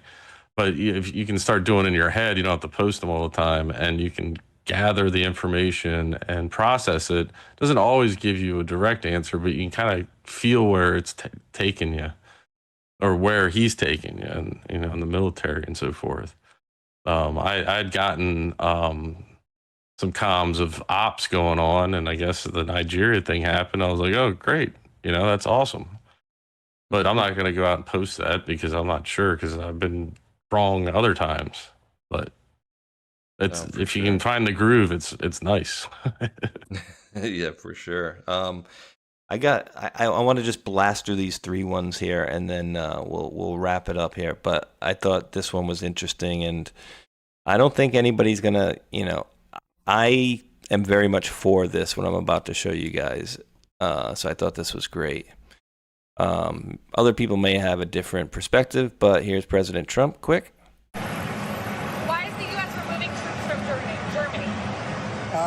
We're going to cut way down, and we're cutting a lot further than 5,000. Thank you very much. So why are you taking out, 5,000 troops from Germany? A lot more than 5,000 is going to be going. Dude, take them all back. As far as I'm concerned, we don't need to be the policeman of the world. Bring them all back. George Carlin style. Yeah, I mean, Germany just hasn't listened to Trump at all. They've been one of the problems. They literally had a nuclear plant. I wish I had the clip. They had a nuclear plant all set up to run. It was running, maybe it was running.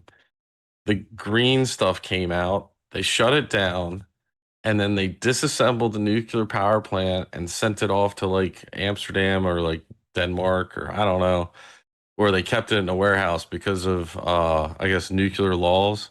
They couldn't keep it in the country. So now that nuclear reactor is being bought by another country to be used somewhere else. So Germany has a unfortunate problem with energy going on, and they got to figure it out pretty quick. They just adopted all the European, UN stuff that's woke and green and not good. And gay. Gay. It's gay. Let's see. G-H-E-Y. Definitely G-H-E-Y. I just thought this one was funny. UK primary schools are teaching 7-year-olds that they're born with white privilege. Primary school children told to be mindful of their white privilege under education anti-racism drive. So it seems like they're trailing behind the United States a little bit here, bro. It's like, oh my God. It's bad, and they are bad, dude, over there. I mean, it does look like the Middle East over there, unfortunately. I've heard some funny stories. You know, the woke stuff's gone, but you still got people trying to participate in it, and it's pretty funny. You know, with the LGBTQ, all those letters and Elemental P. you know, not him and her, or they and them, and all that stuff. It's rather humorous when you hear the stories, and it's going to go down as possibly a hilarious movie in the future for the non-woke movement. I know, it's so atrocious. It's bad. And the last interesting story I got for today was not from a government, not from some corporation, an NGO, but a high school kid. And was it a project at school? No. She was told essentially, yeah, the water that's in your town is loaded with microplastics, and yep, nobody's coming to do anything about it. Sorry. So Mia Heller, high school student, 18, invents water filter that eliminates 95.5% of microplastics. And if you're wondering, that's better than most government treatment plants, which sit somewhere between 70 and 90%. And she says the secret weapon is a ferrofluid, magnetized liquid made of oil and powder that latches onto microplastic particles. Then a magnet yanks them out. No membranes, no constant filter replacement, no endless maintenance bills. The ferrofluid even gets recycled around 87% of it in a closed loop. The spark, like I mentioned, wasn't from a classroom project. It was a local newspaper article warning that our town's tap water was loaded with PFASs and microplastics and that nobody was coming to fix it. So she watched her mom swap out filter after filter and thought there has to be a smarter way. Isn't that great, dude? Up against nearly 1,700 students from 62 countries that they're going to go into this engineering fair. So hopefully, I mean, she probably will win, I've got something for you. This is interesting. Not to take the wind out of her sails. It sounds like a bit very nice, but check this out. On the chat. Only 95%? But yeah, that's great, especially seeing as other companies, this bottom one. Yeah, Ancient yeah. This Egypt. one actually to do with ancient Egypt, and I came across this, and I was like, "Is this true?" Because take a listen. Ancient Egypt already solved microplastics. We Really? spent billions relearning it. One seed from the moringa tree removes 98% of tested PVC microplastics from tap water. One seed, 10 liters. No chemicals. No toxic byproducts. Modern plants use synthetic chemicals that produce toxic sludge. The moringa tree outperforms them. We built billion-dollar systems to solve a problem nature already solved. What kind of tree is that called? The moringa tree? moringa, yeah, right there, moringa. Moringa tree. So fact check me on this. I hopefully this is true. Unfortunately for the young lady, hopefully I wish her the greatest successes. But it looks like Earth kind of took care of this. Trees. Let me see. Now, are these? This is my question. I'm asking Google as we speak. Are they plentiful? Are these trees? Yeah, exactly. They're endangered. Come to find, yeah. Let me see. Are considered highly plentiful and prolific, particularly in their native regions. They are described as prolific and plentiful in the Philippines, where they're found in suburban backyards in the 7,000 islands. So that's good. All right, yeah, I was wondering. I'm like, well, maybe that seed you can't really get to. It's hard to come by. I found that really interesting. I was just like, wow, that's incredible if that's true. Yeah. It definitely is. Well, it kind of fits the pattern. I'm not paying attention to nature's resources, but we got to make something chemical to replace it. I did it the chemical way. The chemical way. All right. And then above that link, there is a Tom Hanks sighting. Did you see that? I did. I did. And I don't know. This is kind of crazy. I don't know. Anybody remembers Frazzle Drip? Remember. It's actually frazzled.rip is the actual file. Frazzled, FARAZZLED.rip. And that's where the original file was supposed to, but everyone called it Frazzle Drip. And the Wilson volleyball has symbolism. Wilson's on his head there. So are they trying to bring that back into people for just to remember, bringing it back into the limelight again? Interesting. Yeah, and it very well could be, because they did make a big spectacle out of this as well. I think you're on one of your shows previously. You talked about the famous notes of Anthony Weiner, and it had "sick" next to it. It had Clinton Foundation. Yeah. Yep. The Inspector General's report. They even misspell Anthony Weiner's name wrong in documents, and he put "sick" on it to make sure that it was mentally noted. Whoever read it next, because that would be like, hey, you might want to check out this spelling too. Absolutely. Yeah, I think I was up yesterday. I had it up, and yeah, page 294, Clinton and Foundation, crime against children. So yeah, and Now, it must be done right. I don't know the symbolism behind the red face on Wilson outside of the movie. It has to do with the frazzle drip video of Hillary Clinton removing a child's face and wearing it. So that's the symbolism. Yeah. And there's been many celebrities that have adopted the logo on clothing and posts and so forth, and they kind of flaunt it. And anybody that pays attention to how the cabal, operate, they always throw it in your face and show it off so that it normalizes it, and it's kind of an evil way of going about it and normalizing things. But that's what apparently they do in these cults. So I had to learn it that way. It's hard for me to understand, but still it exists.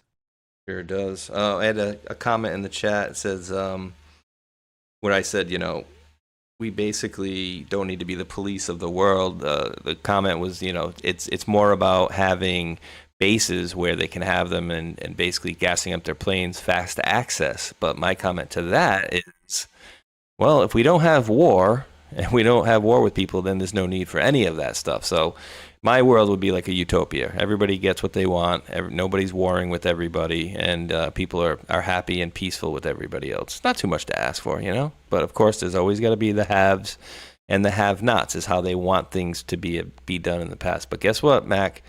They're going to do it right. It has to be done right by the letter of the law. We're going to do it right, and that's what he told her there earlier. So. And a lot of things involved in this grand conspiracy. So just huge. think of everything is involved in this grand conspiracy, because it covers so much. And money is also the main criminal function in this, and that's what they're going to get them on, I think. So if they accepted money and they were funneling it, they're a part of the conspiracy. So every node along the way will be got. Oh, and Yes, by the sir. way, in the Q posts, they were asked about the moon and aliens, were they not? And they said that yes, the moon landings were real, and then there were secret programs. The broadness of outside- space. Yeah. I think it said broadness of space. Think of the broadness. I'm just checking really quick. No, of space. It says something about, think of the, because they were asking about if UFOs are real or something like that. And I think, Yeah, that was when Q opened up like questions, and I wasn't on the boards back then. I've caught up, but even You try, sure? I never Everybody was on could the have. boards. I could never navigate the boards. Everybody was on the boards back in the beginning, dude. Remember? Yeah, everybody. I was on the boards. We were sitting there on the boards. Like, dude, I didn't even get into the boards till like, and actually, I never really got too I prolific followed on all the the boards at Q all. posts on QAlerts.app. That's where That's exactly what I did. And, I was too concerned to get hacked and messed with on that 8chan Yeah, stuff. like why would I go fight with a bunch of criminals? But the funny thing is that when you ask people about it, everybody's like, "Oh yeah, I was on the boards since the 2012." It's like, nah. Yeah, there's a couple of people that I know that I've met along the way that definitely have been on the boards. They know how to navigate it and stuff, but Particular type. The autist types. Yeah, I can't. It's not for me. Well, great show, brother. I'm gonna say a couple thank yous over on Pilled, and then Yeah, great. Yeah, always. Oh, you always see a blast. John Travolta's new look? He's No. been replaced. Oh my gosh. Definitely drop it, and I'll see if I can. If you got a picture, I'll pop it in. Oh, I there. have it. Do I? Okay. You'll get a chuckle out of this one. No But problem. say you're Yeah, just drop it at the bottom. I'll get to it in a second. Starting off with one of my favorite names of all time, Saint Cosmic Dildo. Drop the cookies. Says, love what you do, Space Shot. Appreciate it, brother. Love the name. Very clever. The pickled deer. And then Space Squad member Sean Joe dropping the cookie. No message on there, but thank you, brother. No thanks, Joe. Always the interesting message. Drop the cookie. Thank you, brother. Says, happy Monday, my friend. Space Shot. I obviously hope that your move is continuing smoothly, and more importantly, you're getting rid of some stuff you know you don't need because you haven't touched it since last move. Yeah, believe me, you have no idea how much stuff. Prayers for Joe and Owen tomorrow. God bless. All be safe. Joe and Owen. What's going on, Joe and Owen? Joe and Owen. all right. We got. prayers. You got them down the Oh, bottom? you're not done? No, yeah, I got a couple more. But yes, prayers for Joe and Owen for sure. Let's see. And then Sean Joe with the cookie there again. No message on that one, but thank you. And then followed up by another cookie from Sean Joe. No message on there, but thank you. One Thunder, thank you for that can. No message on there. And then St. Cosmic Dildo dropped another cookie. No message on there, but thank you. And the last two, and last but not least, Sean Joe, Space Squad member, dropped a cookie. Appreciate you, brother. And then One Thunder with the cookie. I appreciate you, One Thunder, as well. And I am releasing those scratchings coming at you right now. And I'm going to go find that pick Mac has dropped over there and see what. There's a couple things. What the fuck? Pardon my Francais, but that was a little shocking. I'm sorry. What is that? Is he painting his beard on now? That's not John Travolta. There's no way. He's got to be painting his beard on. His face is too smooth. I don't know. He looks a lot more effeminate now. Just strange. That is not him, dude. I'm sorry. That is. And there was one previous where he it was a reunion, and he came out on stage with hair and everything, and it looked like he was wearing a mask. I mean, dude, look at the crease. This is what I'm keying in on him because I've seen so many of his movies, and I never had seen him have that crease on his face ever. Right? He doesn't even have it there. You would have those well-defined lines because you always make that face, and that makes you have that. And that, to me, even when he smiles, he just looks like a much younger person when he smiles. Yeah. I'm thinking 30, 40 at most. His neck. I don't know. It just. I gotta see what the something's chat's going saying on about there. that. It's What frick some is things that, dude? Things that make you go Things that make you go, what the? Yeah, the fudge? next one's a pretty funny meme of him by Travolta with a Rican turban. memes. Pilled. Dill is on pill now, but went bad already. Bad already. Clone. Yeah. Droban. Okay, let me see. You got more? Oh no. Yeah. We go up real quick though. Oh god, what is that? The friggin'. Oh god, let me pop it over here. What is that? Is that real? He just no. He just made a meme. Made with AI. Oh boy, that is bad, dude. But yeah, it's whatever that is. I'm sorry, that's just not him. And then you could do the whole thing with the nose, and I mean, yeah, he's gonzo. Maybe we should look at the hands and stuff too to see, whatever. Yeah. But that's just wild, dude. Oh yeah, very good point too. Maybe it's covered with with hair. There's somebody mentioned Maggie DYCK says hole in his chin has disappeared, which it could be covered by that maybe. But I'm telling you that part of it, that's hilarious. Twisted Clown says that's Nicolas Cage. Yeah, that's what someone was saying. Remember Face Off? Face Off movie? they switch each other's face. No, John Travoltenstein. John Travoltenstein. That's bad. Yeah, that's something. No, there was somebody posted a picture of Nicolas Cage's face on him. I'm like, that could be Nicolas Cage. I mean, just with makeup on, because he's played so many roles. Well, they had that. Movies. I think that keeps coming up because they had that movie Face Off where in the movie they actually swapped faces. Yeah. That's probably why they're doing that over and over. But oh god, that's freaking great. Oh, 100%. Yeah. Apparently, all right, that's old. All right, I'm wrapping it up. And then just two other things is White House made a meme called "Make America Great Again" 007. I just added the 47 at the bottom. Oh, you put that in the 40? Yeah, yeah. And then the other one, it could not get any more obvious that President Trump is Q+. It was the calm before the storm. That's crazy. Yeah. So there is a video, as we've played many times, of President Trump being asked, "What is the storm, Mr. President?" And his response is, "You'll find out."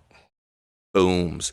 And it looks like we're getting closer to that each day with a lot of this disclosure stuff. People are getting exposed, disclosure left and right, and decodes left and right too. Crazy. Oh, yeah. Well, that's what's great about this is that we can read them and other people have trouble doing it. And that's mainly the bad people, the fake news. So I'm happy to relay any of this information because it's unfolding right now and it's fantastic to watch. We could spend hours going through his posts the past 2 days with the timestamps and the symbolism in his posts. But great things are coming.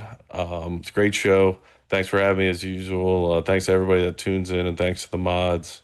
And please give the thumbs up. Yes. Love getting the truth out. And, we appreciate all the support over the years. Yeah, we appreciate the 3 or 4 jerk-offs that come to the show every show just to give a thumbs down because we know those are jealous people that are not getting on the top 50 list ever. So help us beat those guys. We got 387 now. 392 up and 3 down now. So we do appreciate that. Great show, Mac, as usual. And again, to reiterate him thanking the mods, I do appreciate your help greatly, helping myself and many others out there as well. We do greatly appreciate that assistance. And for you guys for tuning in, I'll be back with Ghost and the crew tomorrow evening at 6 p.m. Eastern. Hopefully you guys can catch me there. And we do, of course, appreciate each and every one of you wonderful world patriots for tuning in out there. And until that next one, thumbs up, like, and subscribe. Peace.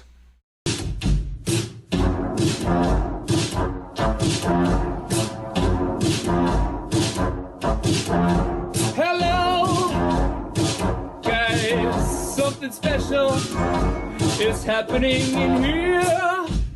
That's right, it's brackets and jackets, bringing it back for brackets and jackets. Special Epstein Island edition.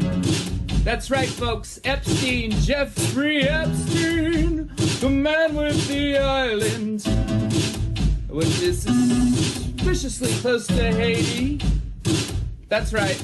You see this man, Jeffrey Epstein, is funding lots of people. He's funding lots of people on the street to make sure his shit doesn't get out.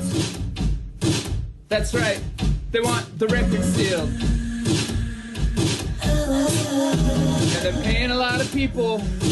Epstein's paying a lot of people. Oh, boy.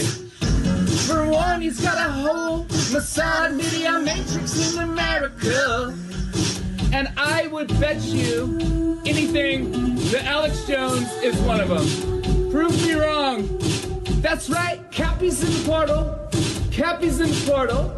Cappy's in the building with songs about Epstein. It's Breakfast Jackets Epstein edition. Guys, I had some epiphanies today. I had some real big epiphanies about some guys. A big network of guys and spies and lies and liars. All right, think about this for a minute, okay? The guy in Portland, the scientist that just got busted for producing CP, that guy is 1 degree of separation away from Epstein.